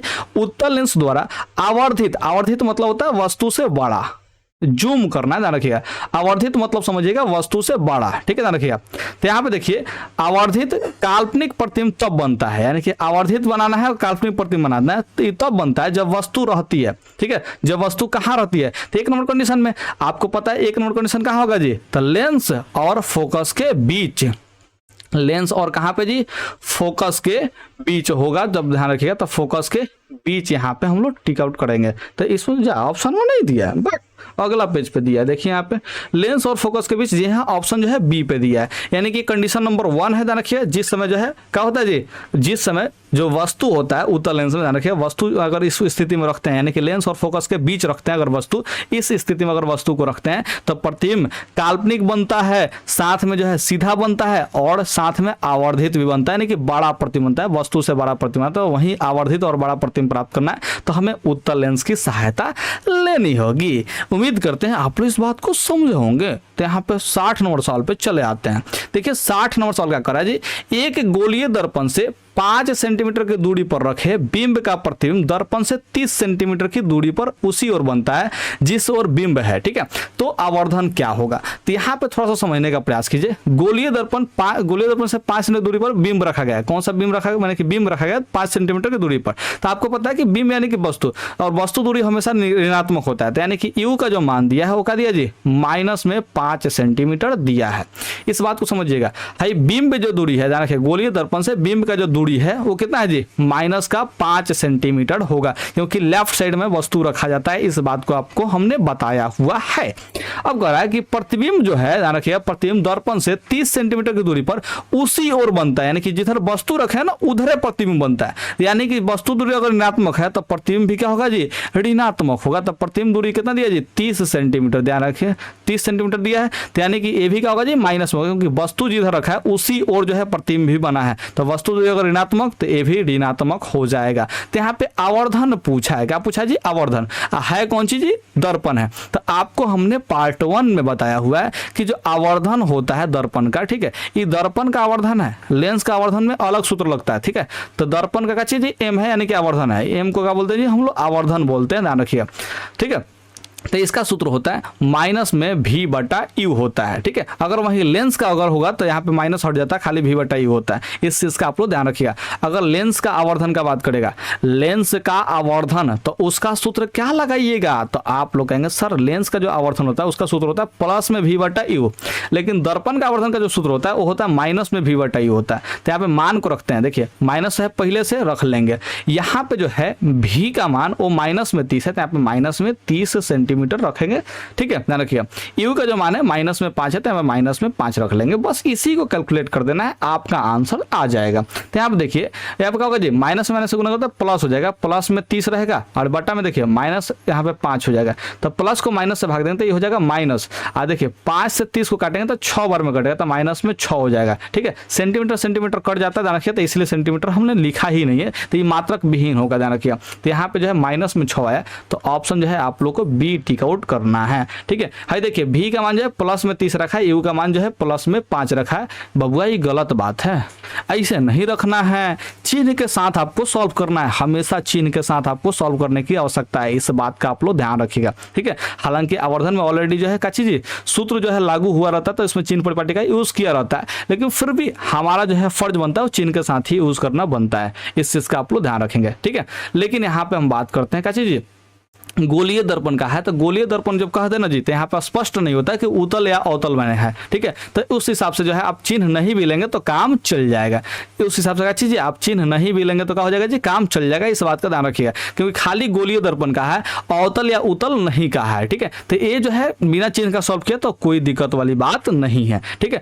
लेकिन हमारा यहाँ पे काम है कि अनुमान लगा के आपको बता देना, तो अनुमान लगा के यहाँ पे माइनस माइनस लिख दिए, क्योंकि वस्तु दूरी हमेशा जो है ऋणात्मक होता है, और कह रहा है कि उसी और जो है प्रतिबिंब बना देना रखिए तो भी ऋणात्मक होगा। और ऐसा अगर बात करते हैं कौन सा गोलीय दर्पण हो सकता है, तो ये जो है अवतल दर्पण हो सकता है, यहाँ पे दर्पण का भी अनुमान लगा सकते हैं। ठीक है, ध्यान रखिएगा, और इस चीज का आप लोग ध्यान रखिएगा, यहाँ से फोकस का अगर निकाल लेंगे फोकस, तो ये भी पता चल जाएगा कि किसके किसके बीच में वस्तु रखा गया है, और प्रतिबिंब किसके किसके बीच बना है, हर चीज का अनुमान लगा सकते हैं अगर आप जो है सवाल को अच्छे ढंग से पढ़ते हैं तो। ये न्यूमेरिकल जो होता है बहुत आसान होता है, भारी नहीं होता है, इस बात को ध्यान रखिएगा, बहुत आसान होता है, बस आपको सॉल्व करने वाला एक महान इंसान होना चाहिए, और वो महान इंसान कौन है, तो आपके सामने एक झक्कास बाबा है, ध्यान रखिएगा। ठीक है, अपना बड़ाई अपने से कर रहे हैं, देख रहे हैं ना, आप लोग नहीं करते हैं बड़ाई, इसी का असर है। ठीक है, अगर आप लोग बड़ाई करते रहते तो हम अपना बड़ाई नहीं ना करते अपने से, आप लोग शेयर ही नहीं करते हैं वीडियो को शेयर कीजिएगा अपने दोस्तों के पास, तो और भी दोस्त आएंगे यहाँ पे, और भी दोस्त मजे लेंगे, तो जो मजे लेंगे दोस्त वही दोस्त अक्सर कामयाब होते हैं। सीरियस वाले विद्यार्थी जो है वो नवाब होते हैं। ठीक है, ध्यान रखिएगा, वो क्या होते हैं जी, नवाब होते हैं। यहाँ पे देखिए एक उत्तल लेंस की, ये उत्तल लेंस है, 30 सेंटीमीटर की दूरी पर एक बिंब रखी गई है। अब यहाँ पे उत्तल लेंस का बात कर रहा है, ध्यान रखिएगा, ये कौन सी है जी, लेंस है, इस पे फोकस कीजिएगा, दर्पण है कि लेंस है, इस पे जरूर फोकस करना जरूरी है। ठीक है, ध्यान रखिएगा, तो यहाँ पे देखिए उत्तल लेंस जो है 30 सेंटीमीटर की दूरी पर एक बिंब रखा गया है, तो यहाँ पे ध्यान रखिए उत्तल लेंस है और इससे 30 सेंटीमीटर की दूरी पर बिंब रखा है, यानी कि बिंब जो है हमेशा ध्यान रखिएगा ये लेफ्ट साइड में रखेगा, यानी कि यू का जो वैल्यू दिया है वो 30 सेंटीमीटर दिया है, और ई जो है माइनस में होगा, इस बात का ध्यान रखिएगा। कह रहा है कि लेंस से बराबर दूरी पर वास्तविक प्रतिबिंब बनता है, तो वास्तविक प्रतिबिंब बनेगा तो लेंस में इधर बनेगा, और लेंस से बराबर दूरी पर बनता है, यानी कि ये जो है भी का मान होगा वो भी जो है 30 ही रहने वाला है। ठीक है, ध्यान रखिए, तो ये प्लस में होगा, यहाँ पे वास्तविक प्रतिबिंब बनता है, यानी कि उल्टा बनता है, ध्यान रखिए। तो लेंस का फोकस दूरी के बारे में पूछ रहा है, किसके बारे में पूछ रहा है जी, फोकस दूरी के बारे में पूछ रहा है, इस बात का ध्यान रखिएगा।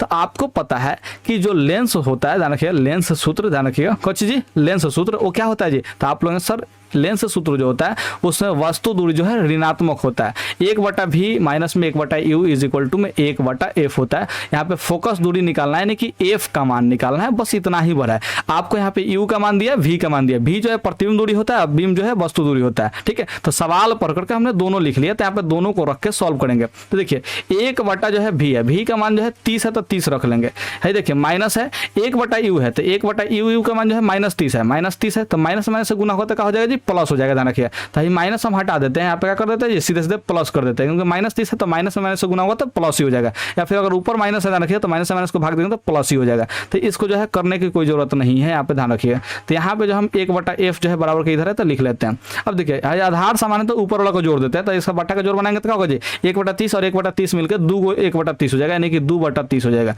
ठीक है, ध्यान रखिए, कैसे किए थोड़ा समझने का प्रयास कीजिए, बट्टा का जोड़ भी तो आप लोगों को नहीं आता, ये भी समझाना पड़ता है। देखिए 30 का लघुत्तम जो है 30 होगा, तो 30 से कम 30 तो 1 एकम 1 होगा, प्लस 30 से कम 30 तो 1 एकम 1 होगा, तो यही 1 और 1 मिलकर जो है हमारे पास 2 हो गया था, ध्यान रखिएगा। तो यहाँ पे जो है हम डायरेक्ट जो है 2 लिख लेते हैं, इज इक्वल टू में 1/f हो गया है, 2 से जो है 30 कटेगा 15 बार में, देखिए ऊपर 1 हो जाएगा, बटा में 15 हो जाएगा। तो यहाँ से पलटिएगा इसको, तो है देखिए f के बटा में 1 होगा और बटा में 1 का कोई वैल्यू नहीं होता है, तो ध्यान रखिए, तो इसको हटा देंगे। जब इधर पलट रहे हैं तो क्या करेंगे जी, हम लोग इधर भी पलटेंगे, तो 1/15 है तो क्या करेंगे जी, सब 15 हो जाएगा, ध्यान रखिएगा। या फिर आप लोग ऐसे भी कर सकते हैं, तिरछा तिरछी गुना भी कर सकते हैं। देखिए भाई एफ में अगर 1 से गुना करेंगे तो यहाँ पे एफ हो जाएगा, अब 15 में 1 से गुना करेंगे तो 15 हो जाएगा। तो बाई क्रॉस मल्टीप्लीकेशन कर रहे हैं, ध्यान रखिए। तो एफ का मान कितना आ रहा है जी 15 सेंटीमीटर है, तो यहाँ पे फोकस दूरी कितना हो जाएगा जी 15 सेंटीमीटर हो जाएगा। यहाँ पे देखिए एफ इक्वल टू r/2 दे दिया है, तो इस तरह से निकालना बिल्कुल बेवकूफ़ी है, ध्यान रखिए, क्योंकि ये जो है दर्पण में रहने के लागू होता है। किस में लागू होता है जी दर्पण में, लेंस में लागू नहीं होता है। इस चीज़ का आप लोग ध्यान रखिएगा, ठीक है।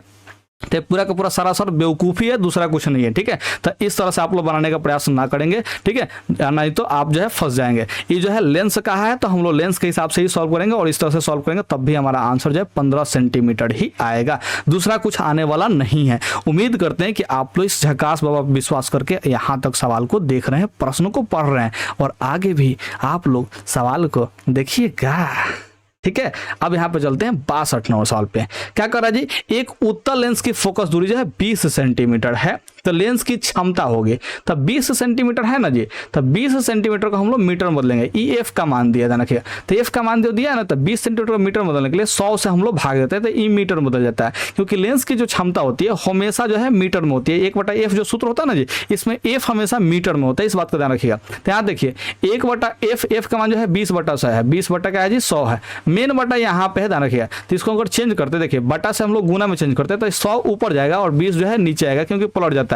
बटा का मतलब भाग होता है, भाग से जब गुना में कन्वर्ट करते हैं तो जो है अंक का होता है जी पलट जाता है। देखिए 100 ऊपर जाएगा, 20 जो है नीचे आएगा, तो 20 से 5 बार में कटेगा, तो कितना होगा जी ये 5 डायऑप्टर हो जाएगा। अब यहाँ पे माने कि समझना यहाँ की फोकस दूरी जो होगा वो ऋणात्मक होगा कि धनात्मक होगा, ठीक है, ध्यान रखिएगा। तो यहाँ पे उत्तल लेंस का बात कर रहा है, तो उत्तल लेंस का फोकस दूरी किधर होता है जी, राइट साइड में होता है। देखिए उत्तल लेंस का जो फोकस दूरी किधर होता है, तो प्रधान से समांतर किरण लेके आएंगे तो दाहिने तरफ काटेगा, यानी कि यहीं पे फोकस होगा, ठीक है। तो दाहिने तरफ फोकस होगा, यानी कि प्लस में होता है, तो इसको प्लस में रखेंगे, तो ये प्लस में 5 डायऑप्टर आएगा, ठीक है। एफ का मान अगर प्लस में ही रखेंगे तो क्या होगा जी, ये प्लस में 5 डायऑप्टर आने वाला है। तो यहाँ पे ऑप्शन जो है सी हो जाएगा, क्योंकि उत्तल लेंस का फोकस दूरी ऋणात्मक नहीं होता है, तो हाई ऋणात्मक वाला तो होगा ही नहीं। यहाँ पे जो है ऑप्शन जो है सी हो जाएगा, प्लस में 5 डायऑप्टर। इस बात का ध्यान रखिएगा। तो उम्मीद करते हैं आप लोग इस चिन्ह को समझोगे।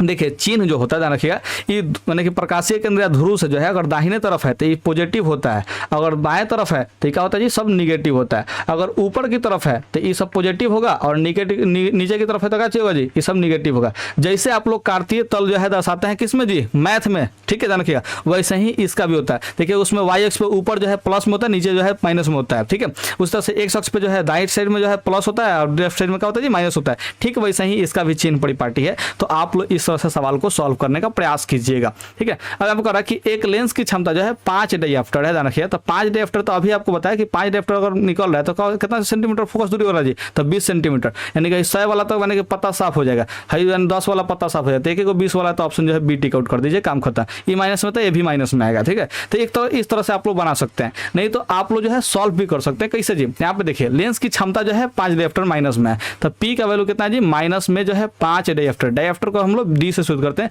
और लेंस की क्षमता का ए सही मात्रक होता है। आप लोग इसको बात को ध्यान रखिएगा, लेंस की क्षमता कैसे मात्रक होता है जी डायऑप्टर होता है, ध्यान रखिएगा। इसको हम लोग कैपिटल डी से यानी कि बड़का डी से शुरू करते हैं, ध्यान रखिएगा। अब यहाँ पे आप लोग समझिए कि पी का वैल्यू जो होता है 1/f होता है, अगर यहाँ पे एफ इधर आए तो गुना में जाएगा, पी गुने एफ हो जाएगा। अब देखिए एफ के गुना में पी है तो कहाँ जाएगा जी बटा के नीचे आएगा, यानी कि यहाँ से अगर हम पलटने का प्रयास करते हैं एफ इक्वल टू क्या आएगा जी 1/p आ जाएगा, ठीक है, 1 का आ जाएगा जी पी आ जाएगा। इस बात को ध्यान रखिएगा। हाई एफ यहाँ पे आएगा तो गुना में आएगा, देखिए एफ क्या आएगा जी गुना में आएगा। अब एफ के गुना में पी है तो कहाँ जाएगा जी बट्टा के नीचे चला जाएगा। तो इसी तरह से हम यहाँ पे पी को बट्टा के नीचे लेकर के चले आए हैं। तो यहाँ पे फोकस दूरी निकालना नहीं कि एफ का मान निकालना है, फोकस दूरी निकालना मतलब अच्छी जी एफ का मान निकालना। तो इसका सूत्र क्या होगा जी 1/p होगा। अगर 1/p इसका मान होता है, देखिए यहाँ पे 1/p पी का वैल्यू कितना होगा जी, तो पी का वैल्यू यहाँ पे माइनस में 5 डायऑप्टर है, माइनस में 5 डायऑप्टर है, यानी कि जब फोकस दूरी निकलेगा तो मीटर में निकलेगा, क्योंकि डायऑप्टर में तभी आता है जब यहाँ पे मीटर में फोकस दूरी होता है तब आता है, ठीक है। फोकस दूरी किस में होता है जी मीटर में होता है, तब डायऑप्टर में इसका मान निकलता है, कहते हैं मीटर हो गया। अब मीटर से हम लोग को सेंटीमीटर में बदलना है, मीटर से किस में बदलना है जी सेंटीमीटर में बदलना है। तो क्या करेंगे जी हाई एक देखिए 1/-5 है और यहाँ पे देखिए मीटर सेंटीमीटर बदलने के लिए 100 से हम लोग गुना करते हैं तो सेंटीमीटर में बदल जाएगा। तो ये 5 से जो है 20 बार में कटेगा तो क्या हो जाएगा जी देखिए 20 सेंटीमीटर हो जाएगा। हाई प्लस में माइनस से भाग देंगे तो क्या होगा जी माइनस ही हो जाएगा। तो यहाँ पे माइनस में 20 सेंटीमीटर इसका आंसर हो जाएगा, बिल्कुल सही आंसर हो जाएगा। तो यानी क्या होगा जी एफ का जो वैल्यू माइनस में 20 सेंटीमीटर, इस तरह से आप लोग निकाल सकते हैं, ठीक है। तो इसका जो है यहाँ पे मैंने कि सही बनाया हुआ है, ध्यान रखिएगा, लेकिन फिर भी हम लोग इसका उपयोग नहीं करेंगे, हम लोग अपने हिसाब से चलेंगे, ठीक है। क्यों, हम लोग सवाल जो है सवाल में संकेत दिया उसके अकॉर्डिंग चले, क्योंकि परीक्षा में तो संकेत देगा नहीं, तो आप लोगों को अपने से दिमाग लगाना पड़ेगा, इस बात का ध्यान रखिएगा, ठीक है। अब यहाँ पे हम लोग चल लेते हैं कितना नंबर सवाल पे जी, 64 नंबर सवाल पे।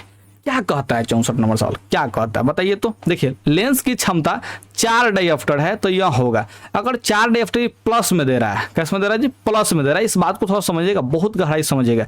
प्लस में दे रहा है तो कौन सा लेंस होता है, तो ध्यान रखिएगा फोकस दूरी जो है प्लस में जिसका होगा वही ना होगा जी। तो यहाँ पे आप लोग से हम पूछना चाहते हैं क्या अवतल लेंस का फोकस दूरी प्लस में होता है, नहीं, केवल उत्तल लेंस का होता है। अवतल लेंस का होता है क्या जी, नहीं होता है। यानी कि बी नंबर और डी नंबर का इसे ही पता साफ कर दीजिए, ठीक है। अब बचेगा यहाँ पे ए और सी बचेगा, इसमें से कौन होगा, तो यहाँ पे संख्या देखना पड़ेगा। तो आप थोड़ा सा समझने का प्रयास कीजिए। आपको हमने अभी बताया कि एफ का मान जो होता है वो 1/p होता है। यहाँ पे 4 डायऑप्टर दिया, तो डायऑप्टर मतलब क्षमता होता है। तो यहाँ पे p का मान दिया है, क्षमता का मान दिया है प्लस में 4, ठीक है। तो यहाँ पे p का मान क्या रखेंगे जी, प्लस में 4 रखेंगे। अब 1 को 4 से डिवाइड करेंगे ना जी, ध्यान रखिएगा, तो ये आ जाएगा 0.25 आएगा, यानी कि यहाँ पे 0.25 मीटर में आएगा। ध्यान रखिएगा क्योंकि हम फोकस दूरी किस में होता है जी, इसमें मीटर में हो जाता है। ध्यान रखिएगा तभी तो डायऑप्टर में निकलता है, तो यहाँ पे 0.25 मीटर हो जाएगा। ध्यान रखिएगा तो ऑप्शन जो है कौन सा होगा जी, ऑप्शन जो है देखिए बी तो नहीं होगा, ये अवतल लेंस नहीं होगा, उत्तल लेंस होगा। तो ऑप्शन जो है सी टिक आउट करेंगे, 0.25 मीटर फोकस दूरी वाला, दूरी का जो है उत्तल लेंस। ध्यान रखिएगा कितना हो जाएगा जी, 0.25 मीटर वाला मीटर फोकस दूरी वाला कौन सा लेंस जी, उत्तल लेंस। अब कितने विद्यार्थी को यहाँ पे 1 में 4 से भाग देना नहीं आएगा, तो यहाँ पर समझा देते हैं 4 से कैसे 1 में भाग दिया जाता है। देखिए ये भाग नहीं लगा तो 0 बार में लगा, 4 में 0 से गुना करेंगे तो यहाँ पे 0 होगा, घटेगा तो कितना आएगा जी, 1 आएगा। अब कोई भी अंक उतारने के लिए नहीं तो यहाँ पे दशमलव देंगे, तो यहाँ पे दशमलव आ जाएगा। 4 दूना कितना हो जाएगा जी, 8 हो जाएगा। यहाँ पे घटेगा तो कितना होगा जी, 2 हो जाएगा। ध्यान रखिए दशमलव पहले से यहाँ पे 0 और बैठा सकता है, 4 5 कितना हो जाएगा जी, 20 हो जाएगा। तो यहाँ पे देखिए घट के तो 0 आ गया, यानी कि जो है 1 में अगर 4 से भाग देगा तो 0.25 आएगा। तो 0.25 हमने यहाँ पे लिखा हुआ है। क्या आप लोग इस बात को समझ पाए हैं कि नहीं समझ पाए हैं, तो आप लोग कहेंगे जी सर आप समझाते हैं ना तो हमको समझ में ज़रूर आ जाता है। तो यस इसी बात का तो हमें भी गर्व महसूस होता है कि आप लोग समझ जाते हैं मेरे से, वरना तो विद्यार्थी छोड़ के भाग ही जाता है, वीडियो को क्या ही करेंगे। देखिए यहाँ पे किसी बिंदु वस्तु से निकलकर किरणें किसी लेंस से अपवर्तित होकर जिस बिंदु पर मिलती है उसे कहते हैं। देखिए कोई जो बिंदु वस्तु है उससे निकलकर अगर किरणें क्या करती है, किसी लेंस से अपवर्तित होती है। कोई बिंदु वस्तु है, इससे निकला है प्रकाश का किरण और लेंस से क्या हो रहा है जी, अपवर्तित हो रहा है। अपवर्तित होने के बाद जिस बिंदु पर मिल रहा है उसको हम लोग क्या बोलते हैं, तो आप लोग कहेंगे सर फोकस बोलते हैं। कैसे, यहाँ पे देखिए यहाँ पे लेंस से कराना था, हम मान के चलते हैं कि उत्तल लेंस ही है। ध्यान रखिए यहाँ पे प्रधान अक्ष है, किसी बिंदु वस्तु से प्रकाश का किरण निकला, ठीक है, निकलने के बाद यहाँ से अपवर्तन हुआ, अपवर्तन होने के बाद जो है जिस बिंदु से मिलता है इसको हम लोग क्या बोलते हैं जी, फोकस ही तो बोलते हैं। और क्या चीज, प्रकाशीय केंद्र और लेंस के बीच के जो दूरी को क्या बोलते हैं जी, फोकस दूरी बोलते हैं। आप लोग को ये भी बात पता है, तो यहाँ पे फोकस बोलेंगे और इसका जो है बीच का दूरी क्या बोलेंगे जी, फोकस दूरी बोलेंगे। तो यहाँ पे ऑप्शन जो है मैंने की होगा सी। वक्रता केंद्र जो है यहाँ पे ध्यान रखिए, वक्रता केंद्र दूगो होता है लेंस में, ठीक है, ध्यान रखिए दूगो का होता है जी, लेंस में होता है। लेकिन वक्रता के एक्चुअल में हम लोग जो दिखाते हैं वो कहाँ दिखाते हैं जी, अवतल लेंस वाले अवतल दर्पण और उत्तल दर्पण में दिखाते हैं, नहीं कि दर्पण में दिखाते हैं। लेंस का जो है वक्रता केंद्र हम लोग दिखाते नहीं, इस चीज का आप लोग ध्यान रखिएगा। प्रकाश केंद्र जो है वो लेंस के अंदर होता है, ध्यान रखिए यहाँ पे जो है प्रकाश केंद्र है, इसको ओ से शुरू करते हैं। ध्यान रखिएगा प्रतिबिंब का जो दूरी है, ध्यान रखिएगा प्रतिबिंब दूरी ये जो है डिपेंड करता है कि प्रतिबिंब कहाँ पे बना है, लेंस से कितना दूरी पर बना है। लेफ्ट में अगर बना हो तो लेफ्ट में दूरी होगा, राइट में बना होगा तो राइट में दूरी होगा, इस बात का ध्यान रखिएगा। तो यहाँ पे जो प्रतिबिंब दूरी डिपेंड करता है कि लेंस से कितने दूरी पर जो है मैंने कि बना हुआ है, उस बिंदु पर ध्यान रखिएगा प्रतिबिंब बिंदु कहते हैं उसको। जिस बिंदु पर जो है प्रतिबिंब बनता है उस बिंदु का बोलते हैं हम लोग प्रतिबिंब दूरी वाले प्रतिबिंब बिंदु बोलते हैं, ठीक है। अब यहाँ पे 66 नंबर सवाल को थोड़ा समझने का प्रयास कीजिएगा। देखिए यहाँ पे मैंने कि किसी शब्दकोश में पाए गए छोटे अक्षरों को पढ़ते समय आप निम्न में से कौन सा लेंस पसंद करेंगे। तो छोटा अक्षर को आपको पढ़ना है, जरा सा सोचिएगा। अब हम है यहाँ पे जो है कि मैंने हती लिख देते हैं, जैसे कॉलम वगैरह लिख दिया, यहाँ पे हम लिख देना का हती चूंकि बॉय लिख देना, ठीक है। अब आप जो इसको पढ़िएगा तो मैंने कि पढ़ने में आपको दिक्कत होने लगा, क्योंकि छोटा छोटा अक्षर जो है आप पढ़ने में असमर्थ रहेंगे, ठीक है। तो छोटा अक्षर को पढ़ना है तो जाहिर सी बात है कि छोटा अक्षर को पढ़ना है तो इसको बड़ा अक्षर करके दिखाई दे कोई, अगर ऐसा लेंस हम उपयोग करें जिससे क्या हो जाए जी, तनी सा बड़ा मैंने कि दिखाई दे, ध्यान रखिएगा तनी से इससे बड़ा दिखाई दे तो हमें पढ़ने में सहूलियत होगा। तो छोटा अक्षर को पढ़ने के लिए हम लोग कौन सा लेंस का प्रयोग कर सकते हैं, तो ध्यान रखिएगा जॉन लेंस का करेगा जी, बड़ा प्रतिबिंब बनाकर दिखाएगा, उसी का प्रयोग करेंगे। तो बड़ा प्रतिबिंब कौन सा मैंने कि लेंस बनाता है, तो आप लोग सर उत्तल लेंस बना सकता है। अवतल लेंस हमेशा छोटा प्रतिबिंब बनाता है, इस चीज का आप लोग ध्यान रखिएगा। अवतल लेंस हमेशा छोटा प्रतिबिंब बनाता है और दर्पण में उत्तल दर्पण हमेशा छोटा प्रतिबिंब बनाता है। देखिए अवतल लेंस, ठीक है, और दर्पण में कौन सी जी, उत्तल दर्पण। दर्पण में उत्तल दर्पण, ध्यान रखिएगा, ये दोनों का दोनों हमेशा छोटा प्रतिमान आता है। ध्यान रखिएगा, हमेशा कौन सा प्रतिमान आता है, छोटा प्रतिमान आता है, वस्तु से छोटा बनाएगा। ठीक है, काल्पनिक प्रतिमान आता है और सीधा प्रतिमान आता है, दोनों का खासियत एक ही है। काची काची बनाएगा जी, ध्यान रखिएगा, ये वस्तु से छोटा प्रतिमान आएगा, काल्पनिक बनाएगा। कैसा बनाएगा जी, काल्पनिक बनाएगा। काल्पनिक के बाद जो है ध्यान रखिएगा, ये सीधा प्रतिमान आएगा। तो ये तीन को खासियत इसका होता है दोनों लेंस का। ठीक है, तो इसलिए ध्यान रखिएगा ऑर्थो लेंस का प्रयोग नहीं करेंगे, क्योंकि ऑर्थो लेंस का प्रयोग किया ना तो ये आवड़ी छोटा हो जाएगा, तो दिखाइए नहीं देगा, आवड़ी भुजौना हो जाएगा। ध्यान रखिएगा, तो इसका प्रयोग नहीं कर सकते। करेंगे तो उत्तल लेंस करेंगे, लेकिन अब 50 सेंटीमीटर फोकस वाला करें, आकि हम लोग 5 सेंटीमीटर फोकस दूरी वाला लेंस का, उत्तल लेंस का जो है प्रयोग करें, इसमें कंफ्यूजन है। तो अब यहाँ पे थोड़ा समझने का प्रयास करते हैं। आपको हमने बताया है कि जो क्षमता होता है, ठीक है, देखिए जो क्षमता होता है क्या होता है जी, वो 1/f के बराबर होता है। जो क्षमता होता है फोकस दूरी के व्युत्क्रम होता है। कहने का तात्पर्य क्या होता है, व्युत्क्रम का मतलब होता है कि अगर फोकस दूरी का मान हम बढ़ाएंगे, फोकस दूरी का मान बढ़ाएंगे तो यहाँ पे जो है क्षमता का होगा जी, इसका घटेगा। अगर फोकस दूरी का मान हम लोग कम करेंगे, फोकस दूरी का मान का करेंगे जी, कम कर रहे हैं, तो क्षमता जो है इसका बढ़ेगा। यानी एक दूसरे के बीच में उल्टा संबंध होता है। जितना ज्यादा फोकस दूरी उतना ही कम क्षमता, और जितना ही कम फोकस दूरी उतना ही ज्यादा क्षमता। इस बात का ध्यान रखिएगा। तो ज्यादा क्षमता वाला हमको चाहिए, क्योंकि ज्यादा पावर रहेगा तब मैं ज्यादा के ज्यादा जूम करेगा, ध्यान रखिए। तो ज्यादा पावर प्राप्त करने के लिए हमें फोकस दूरी कम से कम रखना पड़ेगा। तो बताइए 50 सेंटीमीटर फोकस दूरी कम होता है कि 5 सेंटीमीटर फोकस दूरी कम होता है? तो आप कहेंगे सर 5 सेंटीमीटर जो फोकस दूरी होता है वो बिल्कुल कम होता है यहाँ पे 50 के मुकाबले में। तो आप लोग क्या करेंगे जी, कम फोकस दूरी वाला जो है लेंस का प्रयोग करेंगे, ताकि जो इसका क्षमता का हो जी ज्यादा हो। ठीक है, कहने का मतलब जो है ये ज्यादा जूम करेगा, ध्यान रखिएगा। तो यहाँ पे जो 66 का ऑप्शन जो है सी हो जाएगा। तो याद रखिएगा, अगर फोकस दूरी कम रखेंगे तो क्षमता उसका ज्यादा होगा, अगर फोकस दूरी कम ज्यादा रखेंगे तो क्षमता उसका कम हो जाएगा। तो ये जो है एक दूसरे का उल्टा होता है, व्युत्क्रम होता है, ध्यान रखिएगा। वो एक दूसरे का होता है जी, व्युत्क्रम होता है। इस बात का आप लोग ध्यान रखिएगा। तो 66 का हो जाएगा जी, ऑप्शन सी हो जाएगा और बिल्कुल सही आंसर हो जाएगा। आप लोग को ये बता देना चाहते हैं। अब यहाँ पे समझते हैं 67 नंबर। कच्चे जी 67 नंबर, यहाँ पे देखिए 67 नंबर जो क्वेश्चन है, फोटोग्राफी कैमरा का अभिदृश्यक लेंस होता है। अभिदृश्यक लेंस यानी कि जिससे क्या होता है जी, प्रकाश किरण माने कि जाता है और उसका जो है माने कि क्या बोलते हैं, जो लेंस कहेंगे उसको जी, जो माने कि सेंसर उसका होता है, देखिए उस पर जो माने कि प्रकाश का प्रतिबिंब जो बनता है, देखिए प्रकाश के कारण जो प्रतिबिंब बनता है, ठीक है, तो किससे होकर जाता है जी, तो जो अभिदृश्यक लेंस होता है ना उसी से होकर के जाता है। देखिए जिस लेंस से होकर प्रकाश गुजरता है और उसके बाद जो है माने कि उसका सेंसर पर जो है फोटो जो बनता है ना जी, फोटो, ठीक है, तो वो जो लेंस से गुजर करके जाके उसको जो फोटो बनाता है उसी लेंस को हम लोग बोलते हैं अभिदृश्यक लेंस। और ये जो लेंस होता है, ध्यान रखिएगा, उत्तल लेंस होता है। कौन सा लेंस होता है जी, उत्तल लेंस होता है। तो आप लोग इसको याद कर जाइएगा, क्योंकि इसका कंसेप्ट यहाँ पे बताना जो है जरूरी हम नहीं समझ रहे हैं। ठीक है, हालांकि कंसेप्ट इसका बहुत ही आसान है, लेकिन हम यहाँ पे बताना जरूरी समझ नहीं रहे हैं। ठीक है, इसलिए आपको उत्तल लेंस बता रहे हैं, क्योंकि आप लोग कैमरा का जो है कुछ भी मैकेनिज्म जानते ही नहीं होंगे। तो आप सिंपल से याद कर लीजिए कि कैमरा का जो है, मैंने कैमरा में जो अभिदृश्यक लेंस होता है उसको हम लोग उत्तल लेंस के रूप में वहाँ पे उत्तल लेंस लगा, ध्यान रखिएगा, यानी कि अभिदृश्यक लेंस के रूप में उत्तल लेंस का व्यवहार किया जाता है। इसको आप लोग याद रख लीजिए। कारण क्या है, क्योंकि आप लोग कैमरा का मैकेनिज्म अभी नहीं जानते हैं, तो हमें बताना जो है उचित नहीं लगता, क्योंकि बताएंगे आपको जो है समझ में आएगा नहीं। ठीक है, तो इस ऑप्शन को भले याद कर लीजिए, ज्यादा बेस्ट आपके लिए रहेगा। 68 नंबर देखिए, यहाँ पे प्रकाश तरंग का उदाहरण है। ठीक है, तो क्या ध्वनि जो है प्रकाश होता है? नहीं, ध्वनि प्रकाश नहीं होता। ध्वनि मतलब आवाज होता है। जैसे हम बोल रहे हैं ना, कितना सुंदर हम बोल रहे हैं, वो आवाज जो है सुंदर वाला आवाज है ना जी, आपके कान में जा रहा है। ये एक ध्वनि तरंग है। कौन सा तरंग है जी? ध्वनि तरंग। ये प्रकाश वाला तरंग नहीं है। विद्युत चुंबकीय तरंग नहीं, जी हाँ, विद्युत चुंबकीय तरंग भी नहीं होता है प्रकाश तरंग। परावैंगनी तरंग, जी हाँ, इसका जो है मैंने कि ये वाला जो तरंग होता है वो प्रकाश तरंग होता है।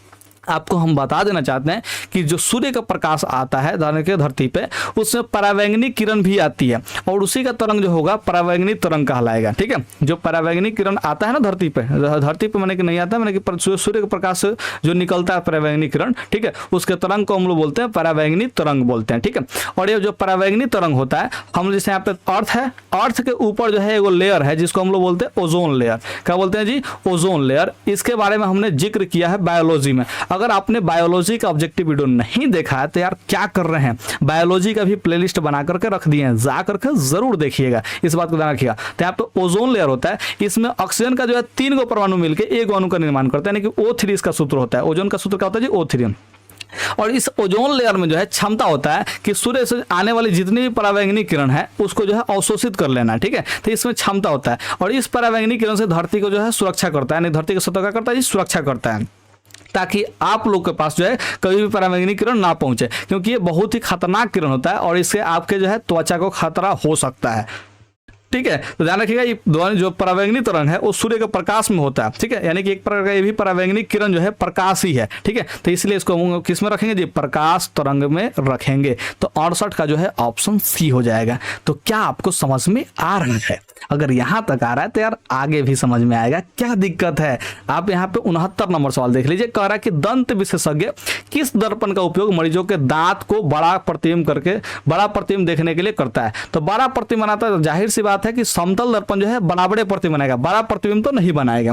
उत्तल दर्पण हमेशा छोटा प्रतिबिंब बनाएगा। आपको हमने अभी कुछ देर पहले बताया कि उत्तल दर्पण हमेशा छोटा प्रतिबिंब बनाता है, सीधा प्रतिबिंब बनाता है और क्या चीज काल्पनिक प्रतिबिंब बनाता है। इस बात का आपको ध्यान रखिएगा। यहाँ पे अवतल दर्पण जो है ये बड़ा भी प्रतिबिंब बनाता है, छोटा भी प्रतिबिंब बनाता है, यानी कि ऑप्शन जो है बी बिल्कुल सही आंसर होगा। अब कितने विद्यार्थी क्या करेंगे, इनमें से सही टिक आउट करके चले जाएंगे ना बबुआ ना। अगर ऐसा करिएगा ना कि जहां पे इनमें से सभी ऑप्शन दे दे उसको टिक आउट कर देंगे तो यहाँ गलत हो जाएगा, ध्यान रखिएगा। तो आप लोगों को गलती नहीं करना है, क्योंकि आप झक्कास बाबा के चले। आप लोग जो है ऑप्शन को थोड़ा सा बढ़िया से पढ़िए और बढ़िया से पढ़ने के साथ साथ आंसर दीजिए, एकदम स्मार्ट बनिए। ठीक है, बेवकूफ नहीं। क्या बनना है? आप लोग को स्मार्ट बनना है। सवाल पढ़े तो सवाल को समझना भी आपको आना चाहिए। इतना आपके अंदर जो क्षमता डेवलप हो जाए कि सवाल आप जो है पढ़ें तो समझ में आए। ठीक है, और जब समझ में आ जाएगा तो आप लोग आराम से उसका आंसर जो है टिक आउट कर देंगे। यहां पे देखते हैं 70 नंबर। कौन सा लेंस अपसारी लेंस भी कहलाता है? अपसारी मतलब होता है कि फैलाना, प्रकाश किरण को फैलाता है, और अभिसारी का मतलब होता है प्रकाश किरण को इकट्ठा करता है। तो अपसारी लेंस कौन होगा? प्रकाश किरण को फैलाता कौन है? तो आप लोग सर अवतल लेंस फैलाता है।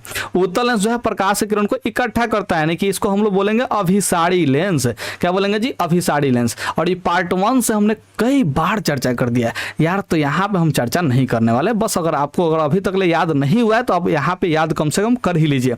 अगर समझना है तो पीछे वाले जो क्वेश्चन है जहाँ पे ये सब चीज का चर्चा किए हैं वहां पे जाकर के पढ़ लीजिए। ठीक है, तो यहाँ पे देखिए उत्तल लेंस जो है इसको अभिसारी लेंस कहते हैं, और अपसारी लेंस किसको बोलते हैं जी? अवतल लेंस को बोलते हैं। बस इतना भर याद कर दीजिए। ज्यादा याद करने के लिए कहाँ कह रहे हैं, बहुत कम याद करने के लिए कह रहे हैं। आप समझाए भी तो है इसको, अगर पीछे आप नहीं समझाए तो समझ लीजिए ना जाके, क्या दिक्कत है। अब एक ही चीज को बार बार समझाने में थोड़ा सा बोर महसूस होता है। देखिए यहाँ पे एक प्रयोग में अवतल दर्पण द्वारा किसी बिंब का प्रतिबिंब एक पर्दे पर प्राप्त किया जाता है। ठीक है, यानी कि देखिए एक अवतल दर्पण है, ठीक है क्या चाहिए जी? अवतल दर्पण है। अगर पर्दे पर प्रतिबिंब प्राप्त किया जा रहा है, यानी कि वास्तविक प्रतिबिंब बनाएगा। और अवतल दर्पण जो होता है वास्तविक प्रतिबिंब किसको बनाता है जी? तो यहाँ पे ध्यान रखिए अवतल दर्पण के सामने ही वास्तविक प्रतिबिंब बन सकता है। अवतल दर्पण के पीछे अगर बनेगा तो ध्यान रखिए वो काल्पनिक प्रतिबिंब हो जाएगा। तो मान चले कि यहाँ पे हम एक पर्दा लगा दिए जिसपे हम लोग प्रतिबिंब प्राप्त करना है। ठीक है, तो जो भी प्रतिबिंब प्राप्त होगा, यानी कि यहाँ पे देखिए अवतल दर्पण से यहाँ पे जो प्रतिबिंब प्राप्त हो रहा है यहाँ पे पर्दा पे प्राप्त हो रहा है, ध्यान रखिएगा। तो ऐसे स्थिति में इसको हम लोग क्या बोलेंगे जी? प्रतिबिंब दूरी बोलेंगे। और प्रतिबिंब दूरी को हम लोग भी से सूचित करते हैं। ठीक है, ध्यान रखिएगा। तो भी यहाँ पे हम लोग को ज्ञात हो जाएगा। कैसे ज्ञात हो जाएगा जी? भी। ठीक है, अब यहाँ पे थोड़ा समझते हैं कि दर्पण की फोकस दूरी को निर्धारित करने के लिए प्रयोगकर्ता को मापने की जरूरत है। ठीक है, प्रयोगकर्ता को मापने की जरूरत है। तो ध्यान समझिएगा, यहाँ पे अगर मान चलिए कहीं पे जो है बिंब रखा है, वस्तु रखा है, ठीक है रखिएगा, और यहाँ पे पर्दा है, तो इसका जो है मैंने कि वस्तु जो रखा है वो दर्पण से कितना जी? यू दूरी पर रखा है। ठीक है, रखिएगा। अब यहाँ पे वस्तु दूरी हम लोग को पता चल गया। यहाँ पे देखिए प्रतिबिंब जो है प्राप्त करना है कैसे? पर्दा पे। कहाँ प्रतिबिंब प्राप्त करना है जी? पर्दा पे। तो यहाँ पे लेंस से पर्दा तक की जो दूरी होगी ध्यान रखिए उसको हम लोग भी बोलेंगे। क्या बोलेंगे जी? भी बोलेंगे। ठीक है, हाई दूरी हम दिखा रहे हैं, ये लेंस का प्रकाश किरण नहीं दिखा रहे हैं, दूरी खाली दिखा रहे हैं। तो यहाँ पे देखिए हम लोग को अगर फोकस दूरी प्राप्त करना है तो हम लोग दर्पण सूत्र लगाएंगे। कौन सा सूत्र लगाएंगे? दर्पण सूत्र। इसमें 1/f किसके बराबर होता है जी? तो आप लोग सर 1/v प्लस में 1/u। अगर आपको f का मान ज्ञात करना है तो आपको जो है v का भी मान ज्ञात होना चाहिए और u का भी मान ज्ञात होना चाहिए। ठीक है, यानी कि आपको बिंब और लेंस के बीच का जो दूरी ज्ञात होना चाहिए, यानी कि बिंब का जो है दूरी ज्ञात होना चाहिए, यानी कि लेंस कर रहे हैं दर्पण। ठीक है, तो दर्पण और बिंब के बीच की दूरी आपको ज्ञात होनी चाहिए, यानी कि u आपको ज्ञात होना चाहिए। और साथ में क्या ज्ञात होना चाहिए? भी ज्ञात होना चाहिए, यानी क्या चाहिए? दर्पण और पर्दा के बीच का दूरी यानी कि आपको ज्ञात होना चाहिए। तो यहाँ पे पर्दा के बीच की दूरी ज्ञात कर लेंगे तो भी मिल जाएगा। तो u और भी जब मिल जाएगा ना तो आराम से दर्पण सूत्र का प्रयोग करके हम लोग f का मान निकाल सकते हैं, यानी कि फोकस दूरी निकाल सकते हैं। और यही तो निर्धारित करना है फोकस दूरी। ठीक है, तो निर्धारित करने के लिए हमें दोनों का मान ज्ञात करना होगा, तब जाके जो है यहाँ पे निकलेगा फोकस दूरी। तो हमें ए और बी दोनों ऑप्शंस की जरूरत पड़ेगी, यानी कि भी और यू दोनों के मानों की जरूरत पड़ेगी। उम्मीद करते हैं कि आप लोग ऑप्शन सी जो है टिक आउट कर दिए होंगे। ओके, तो अब यहाँ पे हम चलते हैं 72 नंबर क्वेश्चन पे। यहाँ पे समझ लीजिए 72 नंबर क्वेश्चन। कह रहा है गोलीय दर्पण के परावर्तक पृष्ठ की वृत्ताकार सीमा, गजब है, सीमा नाम यहाँ पे भी आ रहा है, ये ध्यान रखिएगा हैदर नहीं है, ठीक है, इस सीमा हैदर नहीं है, ध्यान रखिएगा, मत उस भूल में रहिएगा। यहाँ पे थोड़ा समझते हैं, गोलीय दर्पण के परावर्तक पृष्ठ, गोलीय दर्पण का जो है परावर्तक पृष्ठ जहाँ से प्रकाश जो है परावर्तित हो जाता है उस पृष्ठ के बारे में बात कर रहा है। इसका वृत्ताकार जो सीमा है, ठीक है, वृत्ताकार सीमा रेखा का व्यास कहलाता है। ध्यान रखिएगा, ये जो है गोलीय दर्पण हो गया, इसका वृत्ताकार सीमा रेखा का जो व्यास है, ध्यान रखिएगा, इसका क्या जी व्यास है, यानी कि दर्पण का जो चौड़ाई के बारे में बात कर रहा है, ठीक है, तो इसको हम लोग बोलते हैं जी गोलीय दर्पण का द्वारक बोलते हैं। क्या बोलते हैं जी? गोलीय दर्पण का द्वारक। यानी कि यहाँ पे समझिए थोड़ा सा ध्यान से, गोलीय दर्पण का जो व्यास होता है, गोलीय दर्पण का जो सीमा रेखा का जो व्यास होता है उसी को हम लोग दर्पण का चौड़ाई बोलते हैं, और दर्पण का चौड़ाई को ही बोलते हैं दर्पण का द्वारक बोलते हैं। ध्यान रखिएगा, क्या बोलते हैं? दर्पण का द्वारक बोलते हैं। तो ऑप्शन जो है डी होगा। मुख्य फोकस का परिभाषा अलग होता है, प्रधान अक्ष पर किरण टकराता है, प्रधान अक्ष का जो परिभाषा अलग होता है, वक्रता के अंदर फोकस को ध्रुव को मिलाते हो जाता है। ध्यान रखिएगा, वक्रता त्रिज्या जो होता है वो क्या चीज, यानी कि वक्रता त्रिज्या जो होता है वो वक्रता केंद्र और ध्रुव के बीच का दूरी होता है। ध्यान रखिए, तो यहाँ पे जो है ये भी ऑप्शन होगा, तो ऑप्शन जो है डी बिल्कुल सही आंसर है। तो ऑप्शन छाट के भी आप लोग कर सकते हैं, इस बात का ध्यान रखिएगा। 73 नंबर सवाल को थोड़ा सा देख लीजिए। कह रहा है कि निम्नलिखित में से कौन उत्तल दर्पण की फोकस दूरी है? तो उत्तल दर्पण, यहाँ पे हम लोग बना लेते हैं उत्तल दर्पण। उत्तल दर्पण का जो फोकस दूरी होता है वो दाहिने तरफ होता है, एफ इधर होता है, इसका कर्वेचर इधर होता है, तो सेंटर भी इधर होगा राइट साइड में, और यहाँ पे एफ भी जो है राइट साइड में होगा। ध्रुव के अपेक्षाकृत हम बता रहे हैं, ध्यान रखिए, लेफ्ट और राइट कहाँ से बताते हैं? ध्रुव के अपेक्षाकृत। अगर ध्रुव के दाहिने तरफ है तो राइट साइड में है, और ध्रुव के बाएं तरफ है तो लेफ्ट साइड में। ध्यान रखिए, तो यहाँ पे दर्पण का जो फोकस होगा उत्तल दर्पण का, क्या होगा जी? पॉजिटिव हो जाएगा। क्यों? क्योंकि इधर है दाहिने तरफ है, ठीक है। तो यहाँ पे देखिए थोड़ा सा ध्यान से, वक्रता त्रिज्या फोकस दूरी है, और तो एक मिनट, निम्नलिखित में से कौन उत्तल दर्पण की फोकस दूरी है? ठीक है, अच्छा इसमें फोकस दूरी कौन है इसको पता करना है। जब वक्रता त्रिज्या 32 सेंटीमीटर, ठीक है, तो वक्रता त्रिज्या 32 है, यानी कि आर, देखिए वक्रता त्रिज्या यानी कि बार का आर का मान दिया है 32, ठीक है, तो हमें एफ का मान क्या करना था? देखिए छोटा एफ से शुरू करते हैं, यानी कि छोटा होगा, यानी कि आधा करेंगे तो 32 का आधा करेंगे तो क्या होगा जी? 16 होगा। अगर चिन्ह क्या होगा? प्लस होगा कि माइनस होगा? तो आप लोगों का सर प्लस होगा, क्योंकि उत्तल दर्पण होता है उसका फोकस दूरी धनात्मक होता है, तो ये जो है किस में आएगा जी? धनात्मक में आएगा, यानी कि प्लस में आएगा, ठीक है। ध्यान रखिए, तो ये प्लस में 16 सेंटीमीटर टिक आउट कीजिएगा, प्लस में 8 नहीं होगा, हाई माइनस वाला तो ऑप्शन होगा ही नहीं होगा, ठीक है। यहाँ पे 73 का हो जाएगा जी, ऑप्शन जो है बिल्कुल सी हो जाएगा, ध्यान रखिएगा। तो यहाँ पे त्रिज्या का आधा क्या होता है जी? फोकस दूरी होता है। वक्रता त्रिज्या का आधा फोकस दूरी होता है, छोटका है तो छोटका ज्ञात करेंगे, ठीक है, तो 32 से छोटा ज्ञात करेंगे, आधा करेंगे तो 16 हो जाएगा। तो आप लोग इस चीज को जरूर याद रखिएगा। 74 नंबर सवाल को थोड़ा सा देख लीजिए, क्या करना है जी? यहाँ पे यदि किसी बिंब का प्रतिबिंब, यदि कोई बिंब का जो प्रतिबिंब है, ठीक है, बिंब का प्रतिबिंब का आवर्धन ऋणात्मक है, यानी कि एम का मान जो है क्या चीज? ऋणात्मक है, ठीक है। देखिए, तो आपको पता है, ठीक है, आपको पता है कि जो वस्तु रखेंगे वो सीधा रखेंगे, तो हम लोग H1 जो है वस्तु देखते हैं, रखे तो ई जो है पॉजिटिव होगा, और यहाँ पे H2 क्या होगा जी? निगेटिव। देखिए आवर्धन जो है ऋणात्मक होने का मतलब यहाँ पे क्या कर रहे हैं जी? निगेटिव मान प्राप्त हो रहा है। क्या मान प्राप्त होगा? निगेटिव मान प्राप्त हो रहा है। और ये निगेटिव मान कब प्राप्त होगा? ध्यान रखिए, आवर्धन का जो सूत्र होता है वो होता है H2/H1 होता है, आपको पता है। आवर्धन का जो है 3 सूत्र है, तीनों सूत्र के बारे में हमने जिक्र किया है, तो थोड़ा समझिएगा ध्यान से। यहाँ पे आवर्धन का जो सूत्र होता है वो H2/H1 होता है, ठीक है, एगो ये सूत्र होता है। इसमें H2 जो होता है ये प्रतिबिंब का ऊंचाई होता है।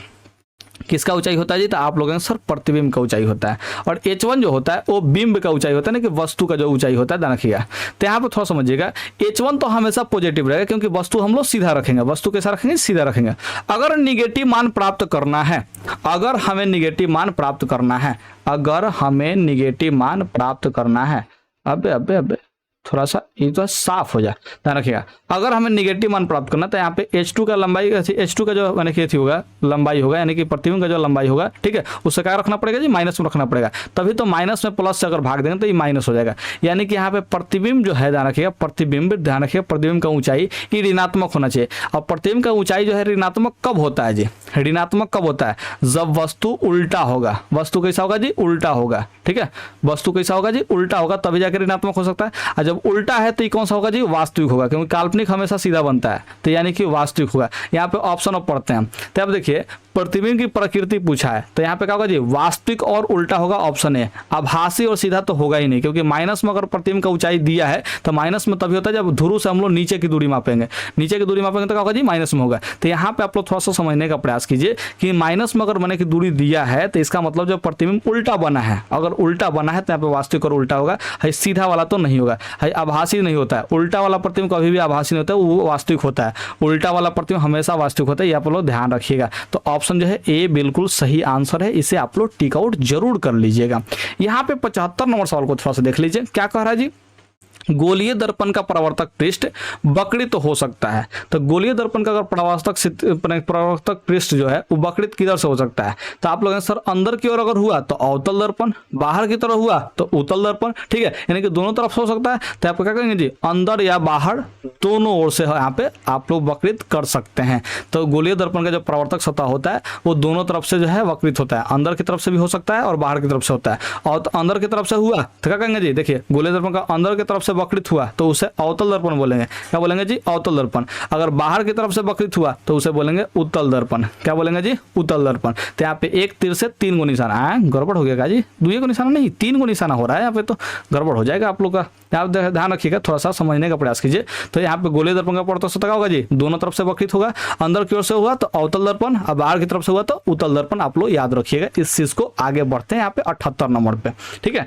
78 नंबर सवाल क्या जी, गोलीय दर्पण के परावर्तक पृष्ठ के केंद्र को, गोलीय दर्पण है, ठीक है, यहाँ पे गोलीय दर्पण है, इसका परावर्तक सतह जो है मान चले कि लेफ्ट साइड है, ठीक है। तो परावर्तक सतह हो गया, इसके केंद्र को, यहाँ पे केंद्र हो गया, ध्यान रखिए। तो इससे केंद्र क्या कहते हैं, दर्पण का तो ध्रुव कहलाता है, क्या कहलाता है, ध्रुव कहलाता है। तो यहाँ पे ध्यान रखिएगा ध्रुव हो गया, ठीक है। मध्य नहीं कहेंगे, गोलार्ध नहीं कहेंगे, अक्ष नहीं कहेंगे, ठीक है, क्या कहेंगे जी, ध्रुव कहेंगे, क्योंकि गोलीय दर्पण का जो परावर्तक पृष्ठ होता है उसका जो केंद्र होता है, तो परावर्तक से पृष्ठ है, इसका जो केंद्र होगा, कि बीच वाला जो बिंदु होगा, ध्यान रखिएगा, उसको हम लोग क्या बोलेंगे जी, ध्रुव बोलेंगे। आप लोग इस बात का ध्यान रखिएगा। तो यहाँ पे 78 का होगा जी, ऑप्शन जो है बी बिल्कुल सही आंसर हो जाएगा। 79 देख लीजिए, 79 नंबर, ध्यान रखिएगा क्या चीज, गोलीय दर्पण का वक्रता केंद्र, गोलीय दर्पण का जो वक्रता केंद्र होता है उसको किस अक्षर से निरूपित किया जाता है। तो आपको पता है कि वक्रता केंद्र इनके सेंटर होता है, तो यहाँ पे ऑप्शन जो है ए हो जाएगा, सी से निरूपित करेंगे। अच्छा, पी से किसको निरूपित करते हैं, तो आप लोग ध्यान रखिएगा ध्रुव को निरूपित करते हैं। किससे निरूपित करते हैं जी, पी से, ध्रुव को पी से। भाई ओ क्या होता है, तो वो जो है प्रकाशीय केंद्र को निरूपित करता है। वो किसको निरूपित करता है जी, प्रकाशीय केंद्र को निरूपित करता है, ठीक है, किसको निरूपित करता है, केंद्र को। यहाँ पे जो बड़का एफ है वो क्या चीज, फोकस को निरूपित करता है। बड़का एफ किसको निरूपित करता है, फोकस को। छोटका एफ फोकस दूरी को, छोटका एफ किसको निरूपित करता है जी, फोकस दूरी को, ठीक है। यहाँ पे भी प्रतिबिंब दूरी को, भी किसको निरूपित करता है जी, प्रतिबिंब दूरी को, ठीक है, ध्यान रखिएगा। उसके बाद यू किसको निरूपित करता है जी, तो बिंब या वस्तु, ठीक है, ध्यान रखिएगा, बिंब या वस्तु के दूरी को, ठीक है, ध्यान रखिएगा, वस्तु दूरी को। तो आप लोग इस चीज को याद रखिएगा। यहाँ पे इतना शब्द हम दे दिए, सी पी ओ एफ, यहाँ पे छोटका एफ, छोटका भी, छोटका यू, ठीक है। तो यहाँ पे हम सबको यानी कि दे दिया, लिख दिया, और आप लोग जो है इसको सबको सिंबल को याद रख लीजिएगा। पी से ध्रुव होगा, सी से वक्रता केंद्र होगा, सी से क्या होगा जी, वक्रता केंद्र होगा, ध्यान रखिएगा। ओ प्रकाशीय केंद्र लेंस में, पी ध्रुव जो है दर्पण में होता है, एफ फोकस में, लेंस और यानी कि दर्पण दोनों में, ठीक है। छोटका एफ फोकस दूरी हमेशा, ठीक है। छोटका भी प्रतिबिंब दूरी हमेशा, छोटका यू वस्तु या बिंब दूरी हमेशा, ध्यान रखिएगा। यहाँ पे 80 नंबर सवाल को देख लेते हैं। किसी लेंस द्वारा उत्पन्न आवर्धन का ए सही मात्रक होता है, तो आवर्धन एम का जो मान होता है वो क्या होता है जी, H2/H1 होता है। देखिए H2 को जो मापेंगे ए सही मात्रक में तो मीटर में मापाएगा, और H1 भी क्या होगा जी, मीटर में होगा, क्योंकि देखिए प्रतिबिंब ऊंचाई होगा, ध्यान रखिए, वो मीटर मापेंगे ऐसा ही मात्रक में। और यहाँ पे H1 का होगा जी, ये भी मीटर मापेंगे ऐसा ही मात्रक में, ध्यान रखिए। ये दोनों का दोनों लंबाई है, तो मीटर से मीटर का हो जाएगा, कट जाएगा, तो यहाँ पे कोई भी मात्रक नहीं बचेगा, तो इसको बोलेंगे हम लोग मात्रक विहीन बोलेंगे। क्या बोलेंगे जी, मात्रक विहीन, या फिर कोई मात्रक नहीं होता, ध्यान रखिए। तो कोई मात्रक नहीं टिक आउट करेंगे, क्योंकि मीटर में अगर मापेंगे तो मीटर से मीटर कट जाएगा, सेंटीमीटर मापेंगे तो सेंटीमीटर कट जाएगा, मिलीमीटर में मापेंगे तो क्या होगा जी, मिलीमीटर से मिलीमीटर कट जाएगा। यानी किसी भी माने कि लंबाई का ऐसे मात्रक में मापेंगे तो क्या होगा जी, दोनों का दोनों कट जाएगा, लंबाई का ऐसे मात्रक से लंबाई का ऐसे मात्रक को कट जाएगा, ध्यान रखिए। तो क्या हो जाएगा जी, मात्रक विहीन हो जाएगा, यानी कि आवर्धन का कोई भी मात्रक नहीं होता है, ठीक है। तो यहाँ पे आवर्धन का कोई भी मात्रक नहीं होता है, इस बात को आप लोग याद कर लीजिएगा, समझ लीजिएगा, सोच लीजिएगा। तो यहाँ पे 80 नंबर तक सवाल आपने पढ़ लिया। अब आपको हम पता माने कि पता बता देते हैं, ध्यान रखिएगा कि पार्ट 3 एक वीडियो है, ध्यान रखिएगा, जो कि प्लेलिस्ट में ही आपको मिलेगा। आप लोग को जाना है सीधे से कहाँ जी, कि टारगेट का ऑब्जेक्टिव जो है फिजिक्स वाला निकाल लेना है, फिजिक्स का ऑब्जेक्टिव का प्लेलिस्ट निकाल लेना है, उसमें जाएगा तो तीसरा जो वीडियो होगा वो पार्ट 3 होगा चैप्टर 1 का, ठीक है। तो चैप्टर 1 का पार्ट 3 जो वीडियो होगा, ध्यान रखिएगा, उसमें जो है हमने 81 नंबर से लेकर के इस चैप्टर में जितना भी सवाल है, कुल कितना सवाल है जी, टोटल 122 गो सवाल है, ध्यान रखिएगा। टोटल कितना सवाल है जी, 122 गो सवाल है। तो 122 सवाल का जो है हमने सॉल्यूशन वहां पे कर डाला है, और यहाँ पे वीडियो अपलोडेड है। तो जल्दी से आइए पार्ट 3 देख लीजिए, क्योंकि ये चैप्टर समाप्त करना बहुत ही ज्यादा जरूरी है। तो आइए प्लेलिस्ट में, हम आपका इंतजार कर रहे हैं। ओके बाय, मिलते हैं प्लेलिस्ट में, जल्दी से आइए।